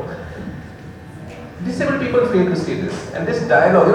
This I think this is day one, Anish, and I'm very confident in the next 10 years time you will see many people in parliament, disabled people in the parliament, and before that we'll see a Rajya Sabha member, a person with disability in Rajya Sabha very soon. And we will ensure that. In all this, I think disabled people, they kind of, again I would use the word, very apologetic about the whole thing. Just say, "Theek hai, ramp de do." Ramp. What is a ramp, for God's sake? I mean, it doesn't even hold any value anymore. It's hygiene. When you are making any facility, you have to make it accessible. It is a law. It is something you have to conform to. And when there is a political will, can you do business without having a GST? It doesn't matter who you are. who you come from. You cannot, because there is a political will, there is a system in place. I think for us to realize that we also form a strong vote bank, we also can influence results of elections. People losing 50 votes, 500 votes, Delhi results also, Haryana results, Maharashtra. Look at all of these. So to my mind, I think we need to hope. Other things are also important, that we do RTI, you do teachers training, you do budget analysis, spending of it, build the capacity and other things. But it's not only an activist job. I think any person with disability who has that identity of a person with disability will have to fly that flag, hold on to that space, talk about it. It doesn't really have to be somebody who can protest or be critical of something. Everyday life, you're a consumer of so many things. For the TDS that has been deducted from my salary, and I'm not being able to use the public transport, so where is this money going? These questions need to be asked. What public service which a person with disability or the family members? I'm talking about public service, which is whether it is private or public. Are you able to use with dignity? So I think the discourse needs to change. Whatever, education is fundamental issue, it's a fundamental right. You have to ensure that every child or person with disability is able to get education at par. It's a state responsibility. The responsibility is on the state. I'm not getting there. I'm saying before you form the state, before you come and win an election and you form a government, acknowledge that people with disability are people first. They're citizens of this country. They're not a second-class citizen. And they are able to vote, and they're voting with dignity. It's part of their right, and they are contributing to the nation building. It's one of the first responsibility. And when you vote and you make somebody win, you have the right to ask questions. And I will not only settle with this 500 rupees to 1000 rupees per month as a pension. That is not also everybody gets, right? And again, not only disabled people who are getting this kind of money, there are many other groups, and it's important. I think it's important that you give. But today, it's one small attempt, and this is day one, and I say it on behalf of the entire NCPEDP team and the National Disability Network, that will change the discourse in times to come. And we support from all of you, and many people this morning, and more people are supposed to come as we proceed. There are many discussions that we are having across party lines with across leaders from all kinds, Particularly these here since morning is listening to us. I think this support means a lot. Look at Bajaj, look at, friends from sector. So this I think everybody needs to pause a little bit, and pause and think about how can you ensure that you don't lose next time for not taking disability on board. Thank you very much for that, because I think what you've suggested and really pointed out that I think is the crux of this panel is that we have to start thinking politically.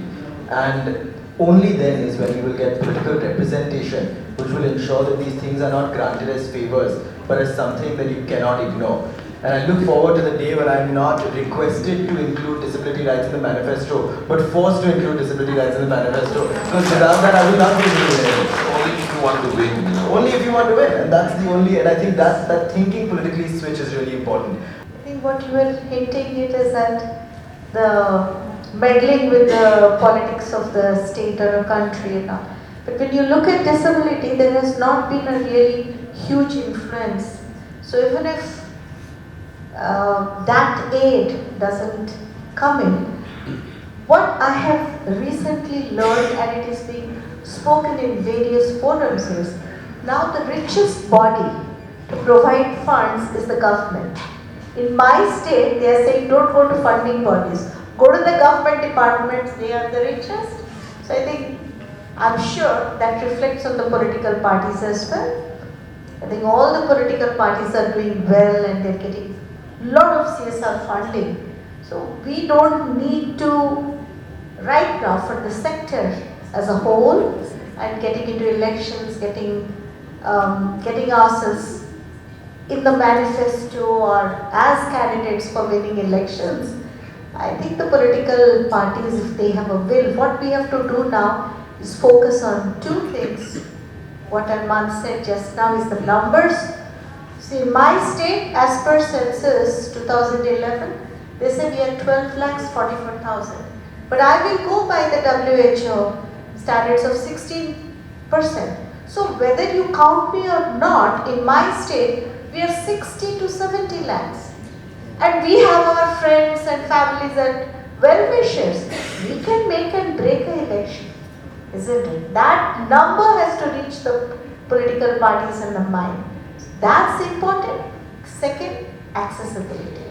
That's something which we need to focus in a big way. So with accessibility and disaggregated numbers, political will can change, and I'm sure we can be there in a big way. Thank you so much. And can we have a loud round of applause for everyone in the family once again?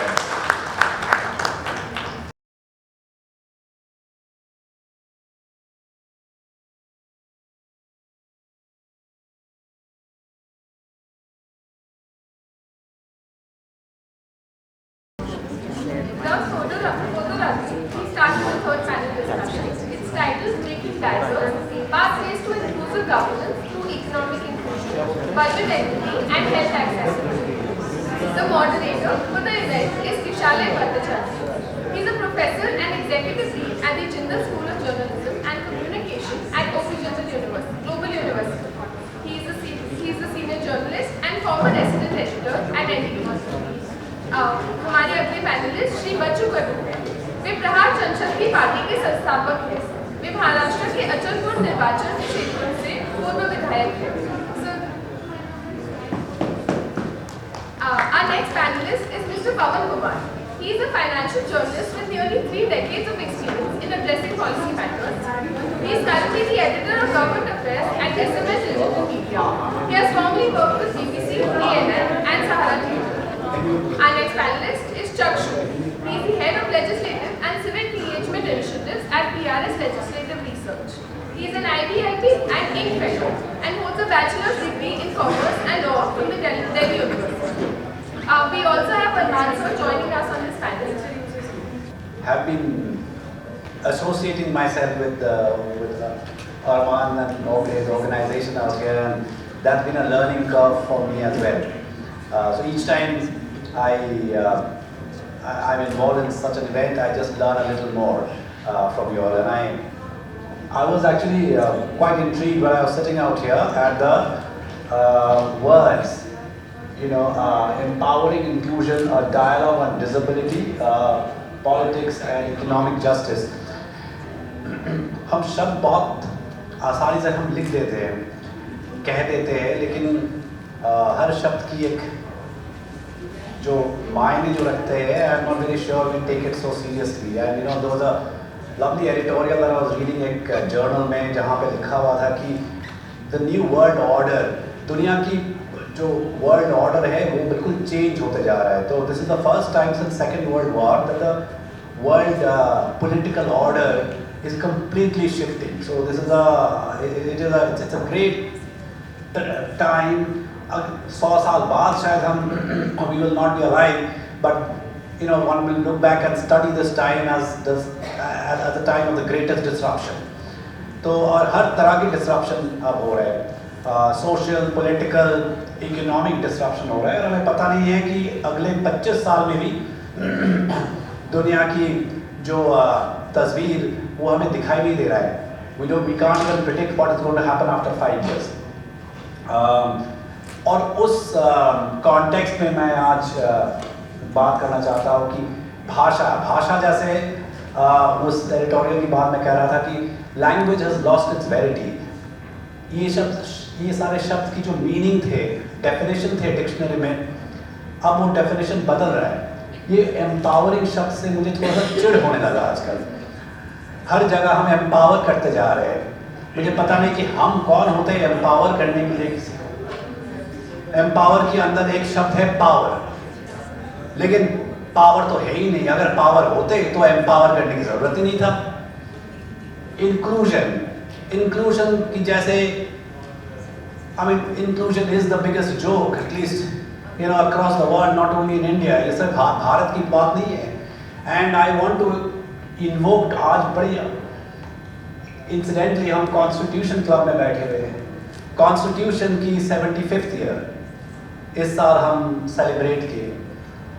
Ambedkar को याद करते हुए in 1949 when Ambedkar handed over the draft of the constitution in the Constituent Assembly, उन्होंने कहा था कि I'm afraid, I'm exact paraphrase कर रहा हूँ, these are not the exact words, but what he said is that we have given ourselves a fine political democracy, but I want to warn you that the inequality and the lack of the social democracy is going to blow up on our face someday. और शायद वो blow up on the face हो चुका है. We have not been able to give ourselves our social democracy. Inequality her sector में है. And we just completed celebrating, and celebrating शब्द के भी आजकल मायने चला गया. We are commemorating or remembering Women's Day. Women's Day में I was listening to panels of women saying that we are fighting for our rights. We've got some rights, but let's also not forget that in Afghanistan, in a neighboring country, the Afghan women voted before women voted in Great Britain. और आज उनके हाल देखिए. तो ऐसा नहीं है कि आपको राइट्स मिल जाएगा और वो राइट्स आपके पास रहेगा हमेशा. तो हमें एक तो है हमारा कॉन्स्टिट्यूशन में लिखा गया है, लेकिन हमें कुछ that does not mean that we are eligible for that any longer. और उस कॉन्टेक्स्ट में मैं पूछना चाहता हूँ आपसे कि you have आपकी जो मिशन रहा और आपके जो काम रहा, that is around disability in Maharashtra. Maharashtra has about 2.6% people of disability, living in disability. It is India's economic capital. वहाँ पर अगर मुंबई में जो होता है, महाराष्ट्र में जो होता है, we would try to replicate that in other parts of the country. In many ways, Maharashtra and Mumbai is more progressive. मैं दिल्ली का हूँ और मतलब मेरा करियर मैंने बॉम्बे से शुरू हुआ था, तो आज भी मुझे लगता है कि Bombay is far more progressive in terms of work culture than Delhi. लेकिन मुझे ये चीज़ समझाइए कि बॉम्बे की ट्रांसपोर्टेशन लोकल ट्रेन से लेकर बस 400 रूट्स है, बस है वहाँ पर 3 सीटें होता है डिसेबल्ड पर्सन्स की रिजर्व, और लोकल ट्रेन में सबसे ज़्यादा वहाँ पे लोग जो मूव करते हैं. तो ट्रांसपोर्ट एक्सेसिबिलिटी तो महाराष्ट्र मतलब बॉम्बे में बिल्कुल ज़ीरो है फॉर द डिसेबल्ड. तो उस बारे में आप लोगों ने कभी कुछ सोचा किया और कुछ चैलेंजेस आप लोगों के पास आया था? पहले तो आज का स्मृति दिन है धर्मवीर संभाजी महाराज. आज ही दिन उनका बलिदान हुआ था, उसी को मैं अभिवादन करता हूँ. अगर आज के दिन नहीं अभिवादन किया तो बहुत बड़ी गलती होगी मेरे लिए. और मैं बड़ा खुश भी हूँ कि आप सभी इस बारे में सोच रहे हो. वैसा तो मैं मेरा थोड़ा परिचय देता हूँ.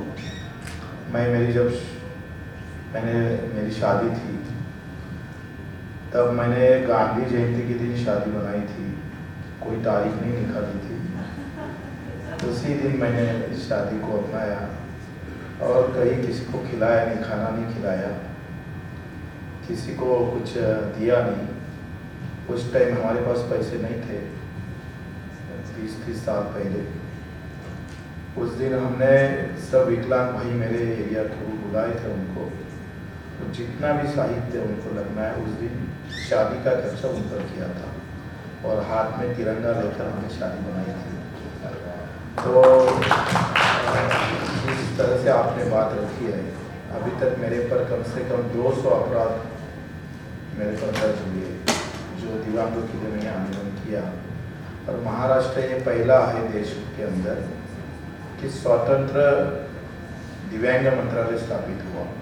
देश में पहली बार कोई राज्य ने दिव्यांग मंत्रालय का सबसे बड़ा योगदान रहा एकनाथ जी शिंदे जो सीएम थे, और हमने जो आंदोलन किया था. अभी तक हमने 181 शासन निर्णय निकाले और मेरे पर कम से कम मंत्रालय में घुसने का, वहाँ से आंदोलन, ऐसे सब आंदोलन में कम से कम मैंने अभी बताया. तो सबसे बड़ी बात है कि हमारी जो मानसिकता है, शारीरिक विकलांगता कुछ अलग बात है, और मानसिक विकलांगता जो देश में ज़्यादा फैल रही है उस पर चर्चा होना बहुत जरूरी है. आपने जिस तरह से कहा कि लोकल में क्या अवस्था है, लोकल में तो डब्बा रिजर्व है, लेकिन उस डब्बे में बैठने वाले पुलिस लोग हैं, उस डब्बे में बैठने वाले अपने जैसे लोग बैठ जाते हैं और विकलांग बाहर बैठता है. राखीव तो होता है, आरक्षित तो होता है, लेकिन उस आरक्षण में हमारे जैसे लोग बैठ जाते, ये मानसिकता है। और मैं अगर थोड़ा समय लूँ तो मुझे ऐसा लगता है कि जिस तरह से मैंने पहला शासन निर्णय निकाला, इस सवाल से दूसरा बताए तो चलेगा? हाँ चलेगा। और मैं ये भी पूछना चाह रहा था कि आप ये हमें बताइए कि आप शादी में जो विकलांग भाइयों को बुलाया और बाकी लोगों को नहीं बुलाया, क्यों? क्योंकि आपकी मानसिकता मैं समझना चाह रहा हूँ कि आप क्या सोच रहे थे। मैं चेयरमैन था पंचायत समिति का, और एक विकलांग भाई था, मैं जिसके घर में जब उस पद पे गया, मैंने सोचा कि उसका कोई कार्यक्रम न रखते हुए भाई दिव्यांग के घर जाकर अपन उसको मनाए उसकी खुशी। तो मैं उसके घर गया तो उसको स्ट्रेचर की वो जो साइकिल होना था 20 साल से मांग रहा था लेकिन मिला ही नहीं था, तो 2500 की थी वो।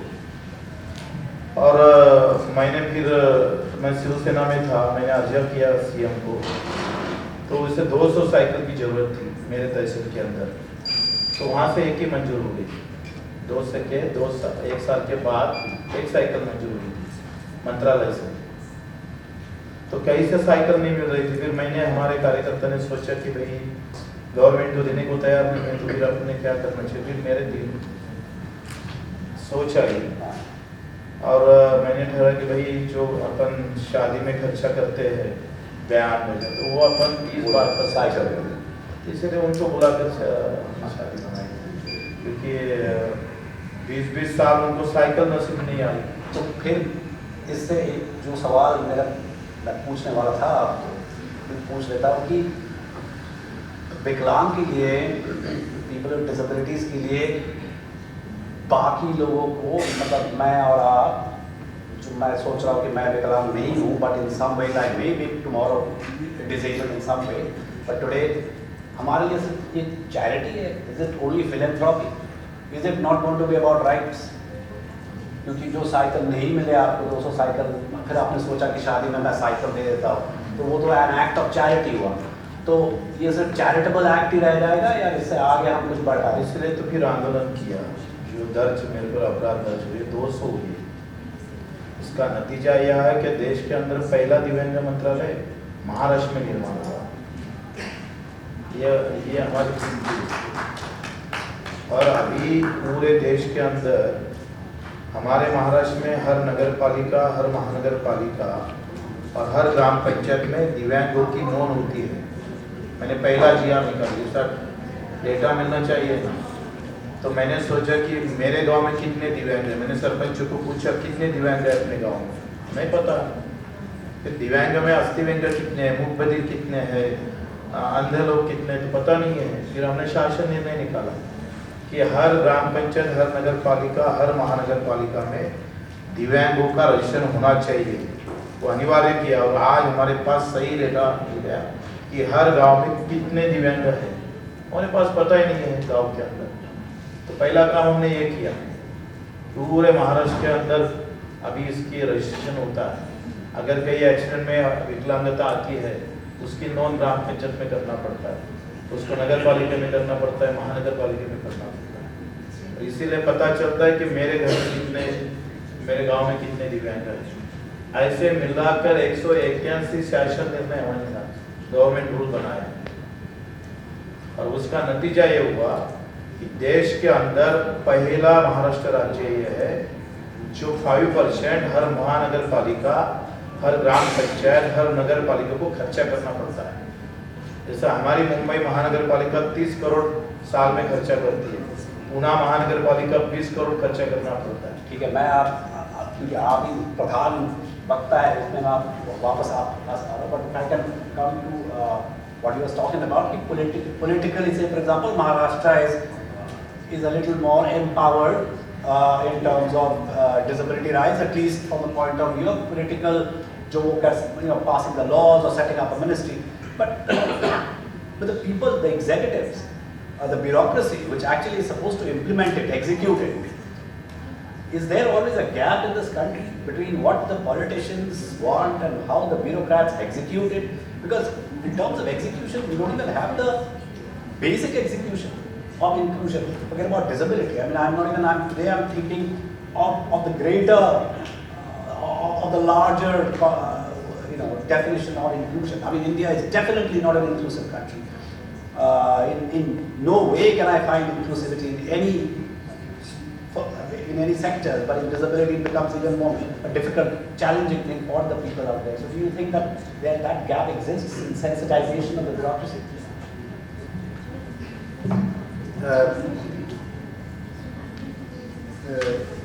Good afternoon, my name is चक्षु। पहले तो मैं माफ़ी चाहूँगा कि मैं लेट हुआ।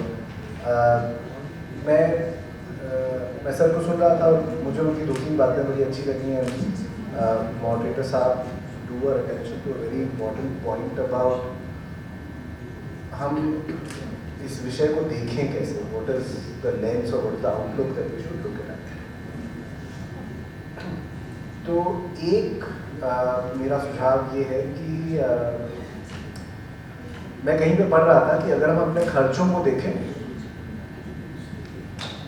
if we look at our expenses, they will tell us what kind of individual we are। तो मैं अगर कपड़ों पर ज़्यादा खर्च करता हूँ तो वो शायद इंडिकेट करेगा कि मेरी लाइफ में प्रायोरिटी क्या है।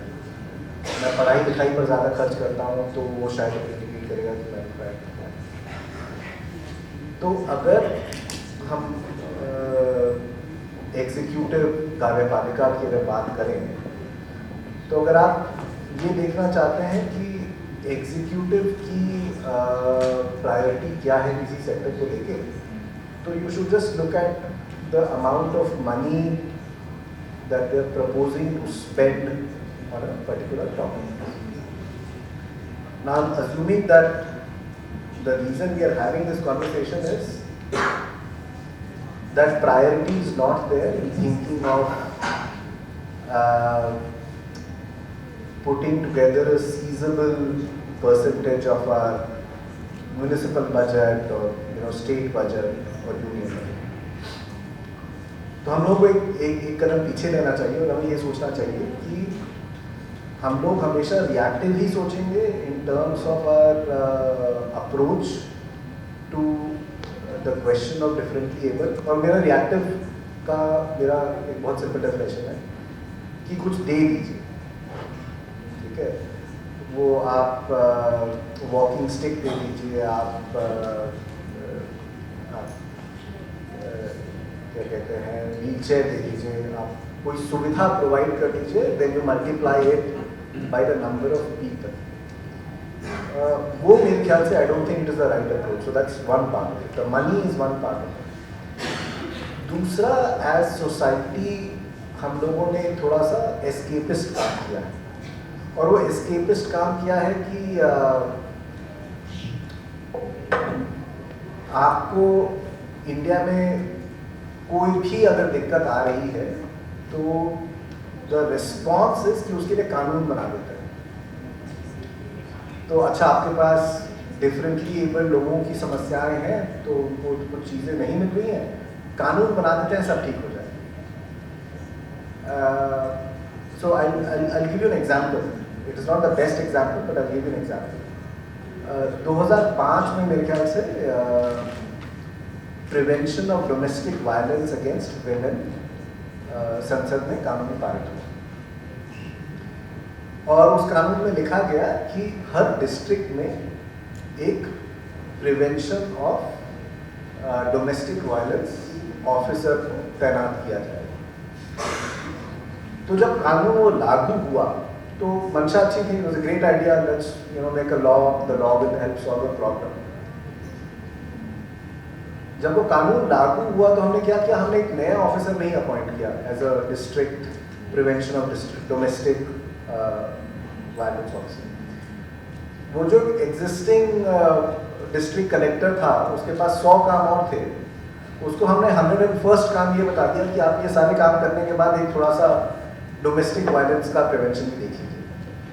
सो if we don't think of solutions in a slightly more, how should I put it, patch work model की, अच्छा आज यहाँ पे थोड़ी सी चोट लग गई, यहाँ पे बैंडेड लगा देते हैं, कल कहीं पे फ्रैक्चर होगा तो वहाँ पे फ्रैक्चर लगा देंगे, और हम एक उसको एक जिसे कहते हैं सोसाइटल सिस्टम्स अप्रोच से नहीं देखेंगे, then we'll keep doing this. अगले साल आप, इस साल आप 100 करोड़ मांग रहे हैं, अगले साल आप कहेंगे अच्छा महंगाई की दर 7% बढ़ रही है तो 107 करोड़ दे दीजिए, फिर उसके साथ that will never, and we will keep having these discussions. I think the part of the conversation that we should have today is कि अच्छा क्या 5 साल बाद हम लोग ये डिस्कशन बंद कर सकते हैं, अच्छा ये वाला काम 75 साल हो गए, अब ये 80 साल में we would have finished this and we would have moved forward. You are a journalist. I am a lapsed journalist and an accidental academic. But one of the primary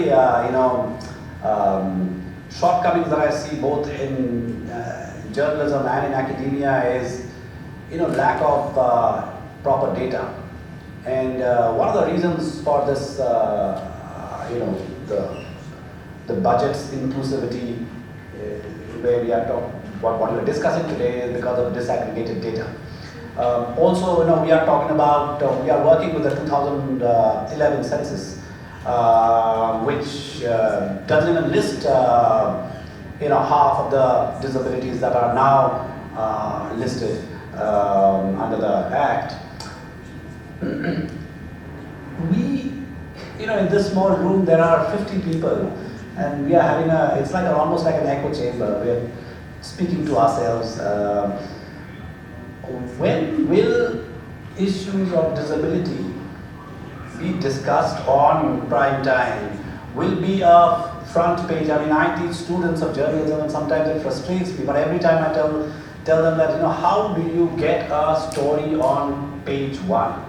And page 1 story, I mean, that day a 85-year-old lady, not disabled, fell down at the airport because she could not walk, and the Air India refused to provide her assistance, she was bleeding, and she traveled in that condition to Bangalore. It was not a front page story. It was still a page 5 or a page, it was not even an anchor story. So what will make, I understand it takes a lot to push the politicians to talk about disability, but at least there is something called बोलेंगे कि हम vote उनको मत दो क्योंकि विकलांग के बारे में, डिसेबिलिटी के बारे में बात नहीं करें, लेकिन मीडिया के पास तो वो भी नहीं है, और लोग तो वो ही सुनते हैं। हमें पता है कि मीडिया के हाल क्या है आजकल, लेकिन मैं कह रहा हूँ कि even in the best case scenario जब हम रिपोर्ट करते थे तब भी डिसेबिलिटी कभी कभार, मेरा पूरे पता नहीं 25 साल पत्रकारिता में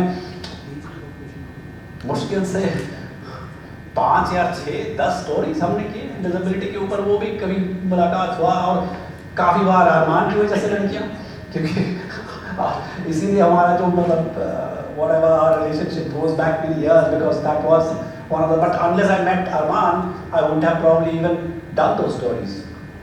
So, sorry, it's a long question, but the short thing is, what will make media bring into the headlines? Thank you. Thank you, Mr. Bhai.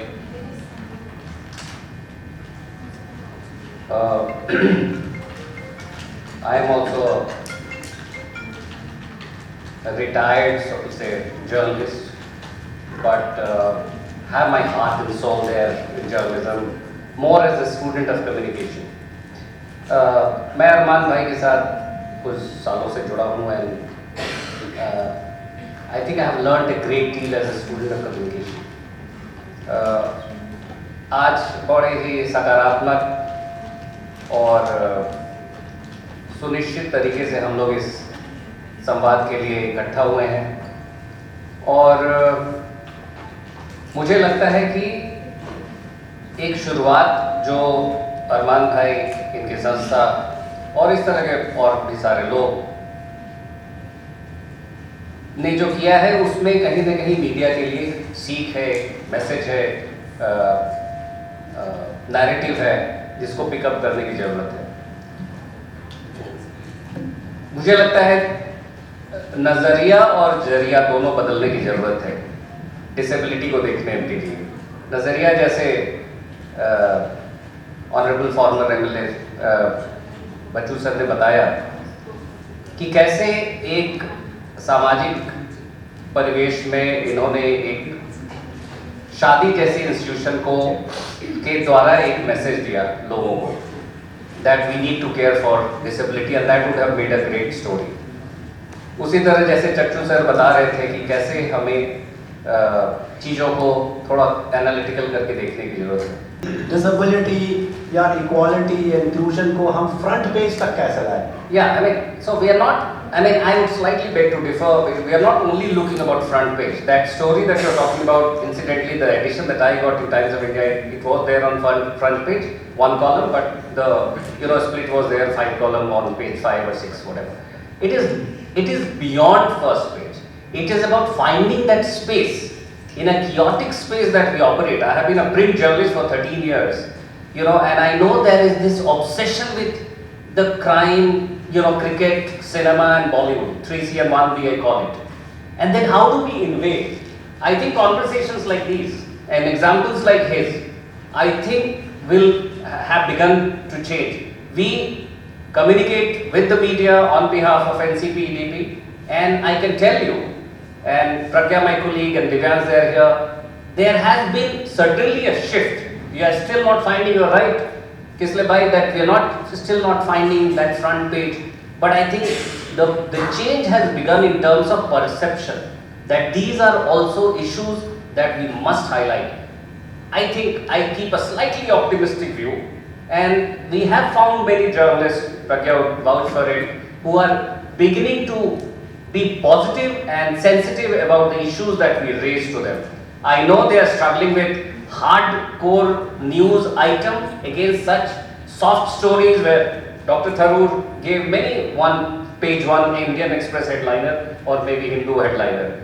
I'm sure we are going to disseminate the release and possibly. But I think overall, I think media has a critical role, all of us agree. And conversations like these, initiatives like these are certainly going to help take the effort forward. Arman, you've been talking about representation because everything is going to come down to representation. आप 5% वो भी मांग रहे in the parliament. अब representation से जुड़े हुए एक शब्द है जो है कि stereotyping. क्या जैसे कि let me give you the example of Jammu and Kashmir. अब हम जम्मू एंड कश्मीर को रिप्रेजेंट करने के लिए न्यूज़ मीडिया की बात कर रहा हूँ कि मैं एक पत्रकार हूँ कि हम जम्मू एंड कश्मीर को हम कवरेज देंगे, लेकिन जम्मू एंड कश्मीर को हम कैसे कवरेज देते हैं जब वहाँ पे कोई टेररिस्ट अटैक होता है। हम छत्तीसगढ़ जाते हैं जब वहाँ पे कोई एम्बुश होता है। हम दांतेवाड़ा जाते हैं जब भी कोई वहाँ पे एनकाउंटर होता है। हम पहले वो मणिपुर और नागालैंड और असम जाते थे जब कोई ऐसे विस्फोट होता था और उससे क्या क्या। और आई एम कम्प्लीटली कंप्लिसिट क्योंकि ये सारे एरियाज मैं मतलब लेट 90s से I was one of the few journalists covering all these 3 theaters of violence. और unconsciously and today I feel completely मतलब I am guilty for that. हमने unconsciously उस जगह को we've trapped them in a stereotypical frame whereby those people are seen as rebellious, as वहाँ पे सब terrorism होता है वहाँ से. So representation also ends up reinforcing a stereotype around those places and people, and stereotype leads to prejudice leads to discrimination. And today what happens is that आज अगर एक नागालैंड या मणिपुर की student दिल्ली में आते हैं, if they want a rent or from Kashmir, the landlord in Delhi, and I give always this example, they look at them as suspiciously because 25 साल 20 साल से जो उन लोगों के घर में जो टीवी में जो न्यूज़ आया वो है कि यहाँ के मतलब from those places people would be involved in some kind of activities and subversive activities. So I just wanted to know how would you define, describe, ensure that representation doesn't end up stereotyping, because disability is a far bigger thing to be stereotyped.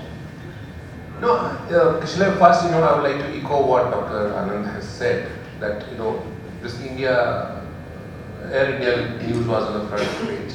this MBBS where you don't require you both your hands to do an MBBS on the front page. There are many other, and we are at it, and things are changing. Okay, I think.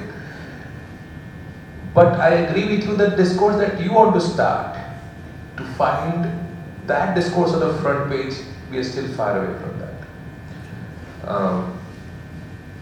जब representation होगी तो I think I would say that when you look at a person with disability, you should presume competence. So that's the representation one brings as a character thing. A representation also, I also talked about that, there is a system of something like a Rajya Sabha member, when you are president nominated, who comes from a certain area or expertise or a community. I think that's where you start one, and also the panchayat level representation of people with disability. I think you just cannot look at representation right away from the top, but start from the grassroots, and also when you are nominated at all level of governance. Whether you are a municipal, it's happening in Rajasthan, it is happening in going to happen in Chhattisgarh, and also in Tamil Nadu. So there are, by law, they are requiring that one person with disability has to be nominated in every municipal council or board, whatever it is. For you to represent through contesting, there has to create a real level playing field. That is where how I said that 5% reservation is required.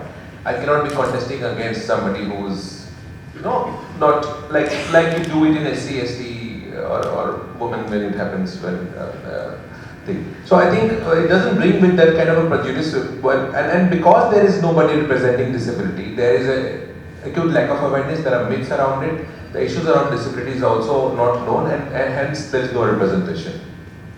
Okay. I think you wanted to say something on representation, and then I'm going to come in. Actually, I wanted to add a slightly different perspective. तो मतलब मैं इतना समझदार नहीं हूँ, तो मेरे को कहानियों से चीज़ें ज़्यादा समझ में आती हैं। तो मैं वो पार्लियामेंट की कहानी बताता हूँ, क्योंकि मैं पार्लियामेंट में काम करता हूँ, मतलब पार्लियामेंट के मेंबर्स के साथ काम करता हूँ। तो आई थिंक 1956-57 की बात थी, हमारे पार्लियामेंट में वोटिंग मशीन लगी। तो पार्लियामेंट में हर चीज़ पर वोट होता है, तो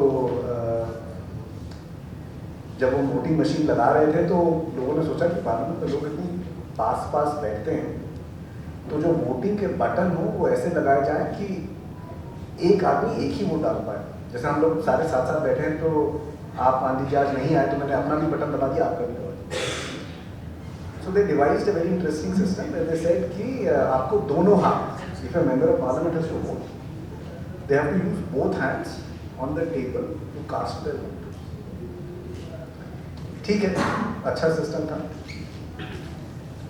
एक दिन आई थिंक 56 की बात थी, एक मेंबर ऑफ पार्लियामेंट एक हाउस के अंदर वोट हुआ, एंड एक member of parliament he only had one hand. Now this presented a problem for the system कि अब तो दोनों हाथ चाहिए कि एक हाथ बताने के लिए कि आप प्रेजेंट हैं, दूसरा हाथ कि आपका वोट क्या है। तो कोई दिक्कत नहीं हुई, सब लोग दौड़ के आए, एक उन्होंने अपने हाथ से दबाया, एक किसी और ने दबाया। Now for the time being we solve that problem. After that we haven't had differently abled members, so we never thought of as to how to think. I think the key part is that as society, why do we have to, I find it problematic that we don't always have a 24/7 lens on for everything. Why do we have to कि अच्छा यार वो पहले gender सोचा, फिर क्या कहते हैं डिफरेंटली एबल सोचा, फिर कुछ और सोचेंगे। वैसे हम डिज़ाइन करेंगे तो हम हमेशा बहुत नैरो साइलोज में डिज़ाइन करेंगे। अगर आपको डिज़ाइन करना है तो आप ये सोचिए कि सबके लिए कैसे होगा, वो चाहे एक आदमी हो, चाहे 100 आदमी हो, 100 औरतें हों। We can't do this silo wise, because so for example आप साइलो वाइज करेंगे तो ये होगा कि अच्छा हमने महाराष्ट्र में देखा कि महाराष्ट्र में डेटा क्या दिखाता है कि क्या डिफरेंटली एबल्ड लोग किस तरह के ज़्यादा हैं, उस तरह की हमने फैसिलिटी मुहैया करी। एंड कोई दिल्ली से आ गया तो फिर उसको फैसिलिटी नहीं मिली क्योंकि हमने डिज़ाइन नहीं करा था, हमने तो डेटा लेके करा था। So if we want to think of this issue, let's also think of the fact as to can we remove that lens where we are thinking of it separately. The way we should think about it as a solution approach अगर आप करना चाहते हैं तो आप ये सोचिए कि आप इमेजिन करिए कि सोसाइटी क्या है, कितना उसमें डाइवर्सिटी है, and then you incorporate that diversity into everything rather than कि अच्छा आज मैंने डिफरेंटली एबल का चश्मा लगाया, कल मैं किसी और चीज़ का चश्मा लगाया। तो वो कहा जाता है ना कि अगर आपके साथ नहीं होगा तो आपको नहीं समझ में आएगा। सो वो पार्लियामेंट को शायद तभी समझ में आएगा जब पार्लियामेंट में मेंबर्स डिफरेंटली एबल होंगे। अब अगर हम वो सोचने लगे तो फिर तो काफ़ी दिक्कत होगी ना। तो फिर हमें हर चीज़ के लिए फिर ये सोचना पड़ेगा कि हमें स्कूल अच्छे करने हैं तो आपके IAS ऑफिसर का बच्चा स्कूल जाने वाले स्टेज पे होना चाहिए ताकि उसको स्कूल के बारे में समझ में आए। That is no way to run a country. Well, thank you. Again, you know, it makes me feel very inadequate when I'm sitting with so many optimists, and I feel I am the least of it. मुझे parliament के ऊपर कोई विश्वास है नहीं। I mean, they have not been able to live up to their mandate. And 75 साल, 78 साल is a long term to test. but हमारे पास अब कोई विकल्प है भी नहीं। तो इसलिए हम आप लोगों के पास जाएंगे और आप जैसे कोई निकल के कुछ चेंज करेगा। That is the optimism I suppose we have to live with, but it's a hope against hope kind of a situation. लेकिन आपको मैं ये to be inform, to better inform कि after fighting for the disability rights and setting up a different company, वो सब करने के बावजूद भी आपके पास आज 5 अगर चैलेंजेस आप इनांशिएट करना चाहें आपके सामने with around disability rights Maharashtra में और इंडिया में, तो सबसे अहम वो 5 कौन सी होंगे? पहली बात तो केंद्र का बजट 45 लाख करोड़ का है और केंद्र 1000 करोड़ भी खर्चा नहीं करते दिव्यांगों के। हर राज्य में बजट के हिसाब से 5% कम से कम विकलांगों के लिए खर्चा होना चाहिए। जैसे महाराष्ट्र में 25,000 करोड़, महाराष्ट्र खर्चा करता है 1400 करोड़ और उसमें से भी 1000 करोड़ कर्मचारी और अधिकारियों पर खर्चा होता है।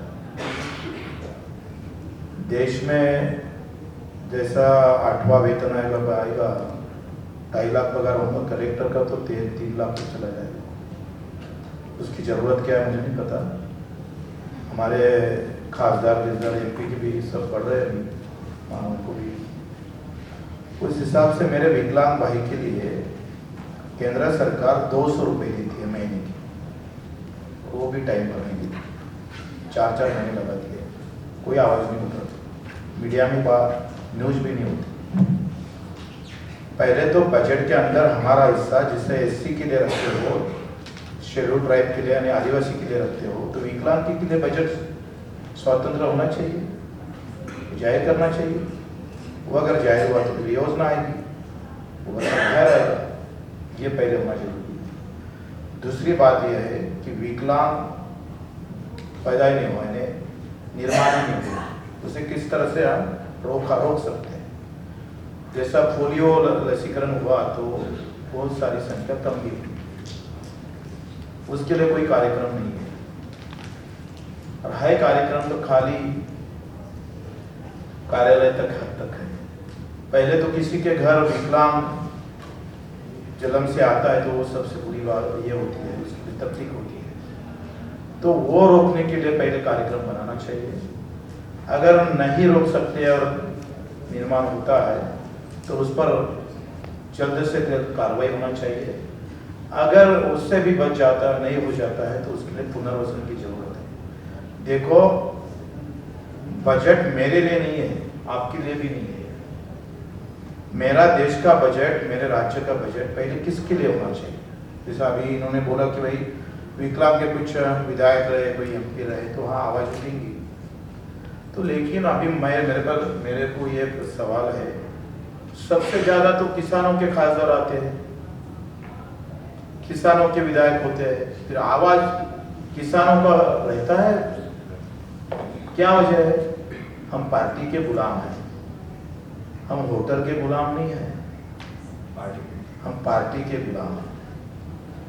जो चुन के देता है उसकी आवाज़ नहीं रखना है हमको, जो टिकट देता है ना हमको उसको आवाज़, उसकी आवाज़ उठाना पड़ता है। आप किसके गुलाम? मैं तो आम जनता का गुलाम हूँ, इसलिए तो 200 गुने दाखिल हो गए मेरे पर। आपकी पार्टी? मैं निर्दलीय हूँ, मेरी कोई पार्टी नहीं है और पार्टी को मैं मानता भी नहीं हूँ। एक सामूहिक गुंडागर्दी है वो। Now I like this conversation. अब तक तो हम किताबों के पन्ने पढ़ रहे थे. Now this is the reality.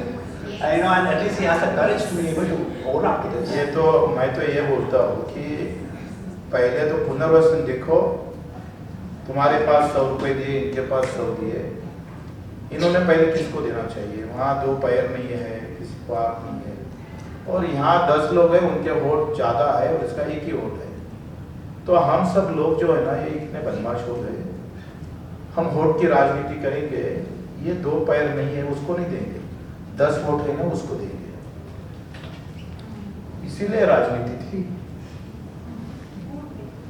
मेरा बजट का पहला पन्ना विकलांगों के लिए वही लिखना चाहिए, वहां से शुरू।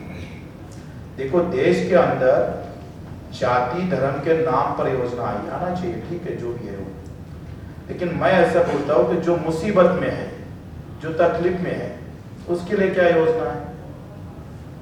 जो काम करके कमाता है उसके लिए कुछ योजना है? श्रम पे आधार पे कुछ योजना देखी आपने? श्रम पर आधारित कोई योजना नहीं। मैं 100 दिन काम करूंगा लेकिन मेरे को कुछ नहीं मिलने वाला है।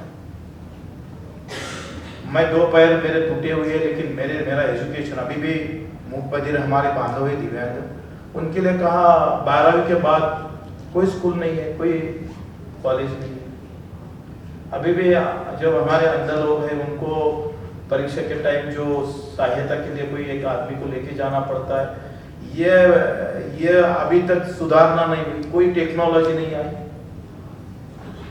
हमारी मानसिकता, आप सभी, हम सभी उतने उसमें अपराधी है, क्योंकि हम ये चाहते कि गांव में विकलांगों की संख्या क्या 5 लोग और जाति धर्म की संख्या ज्यादा होती है, तो मैं उस तरफ बढ़ता हूँ, मैं इनके तरफ बढ़ना नहीं समझता हूँ। जिस दिन मानसिकता आ जाएगी कि कुछ काम राजनीति के लिए और ये काम आशीर्वाद के लिए करना चाहिए, जिस दिन इस मानसिकता बन जाएगी तब बड़ा परिणाम दिखेगा। तो अभी तो केंद्र को मेरे को लगता है सभी एनजीओ सब मिलकर एक अच्छा मोर्चा, खाली कुछ मत करो, 1-2 लाख अगर मैं 40-45 हज़ार तो मैं लेके आता हूँ, कोई पार्टी का नाम मत करो, लेकिन केंद्र सच में काम कर रहा है हमारे लिए। नाम बदल दिया, अपंगों को दिव्यांगों बना, दिव्यांग हो गया, उसको कौन सी शक्ति प्रदान की हमने? कुछ नहीं, नाम थोड़ा होता है, कोई शक्ति तो प्रदान करना पड़ेगा हमको। तो इसके लिए आगे आना जरूरी है, ऐसा लगता है। मेरा टाइम ज्यादा हो गया, माफी मांगता हूँ। Thank you so much. मैं माफी मांग रहा हूँ because you were very interesting and important for.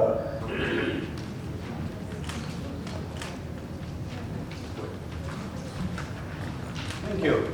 She also happens to be my former student, so I'm very happy to hear that. Mr. P.C. Mohan, who is the chairperson of Standing Committee of the Ministry of Social Empowerment, there has been an emergency in his personal front and he has to go to the hospital. He continuously was trying to come and, but unfortunately not. Ms. Kanimori from DMK was also supposed to be here, but there is some protest going on in the parliament, so she is not able to do that. Shri Srikant Sinde, member of parliament from Mumbai, was also to be here, but he asked us to meet him in the evening. But all, Ms. Supriya Suleji, she is one of the founding members of this forum, and all of the people who we have taken name and have extended their full support in taking this discourse forward. All of you who are here, I mean, it means the world to us that you took time out and being present here. My friend and our greatest one, biggest allies, Aman, Swapna from Bajaj Finserv CSR, thank you for being here, and without your support we would have not been able to ideate and do what we're doing here. And as I say, I think this is day one, and we'll take it on from here, and we look forward to all of the support. I must acknowledge Chakshu. I think that he is the man we go to. We went to and we continuously harassed him over phone calls, and we to talk and to understand more how the parliament works, how the parliamentarians work, and he keeps showing us the way to go forward. So thank you so much, Chakshu, and looking forward to your support as we go. Kishale, Dr. Navneet Anandji, I think for being there whenever in any role that we want you to be there. Kishale, a lot of discourse that we bring on the table should go offline.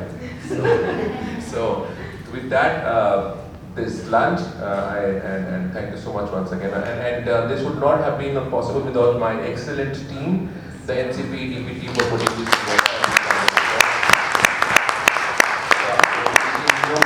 In no particular order, I would like to acknowledge my team from Muskan to Vineet to to Akanksha, Akshay, Asifa, Soumya, and everybody who is here who I am not able to take name, but all of you who made this possible. I am the least important or the least that I have done in all this. Prakyaji, also you and Divyans, thank you so much. Let's break for lunch.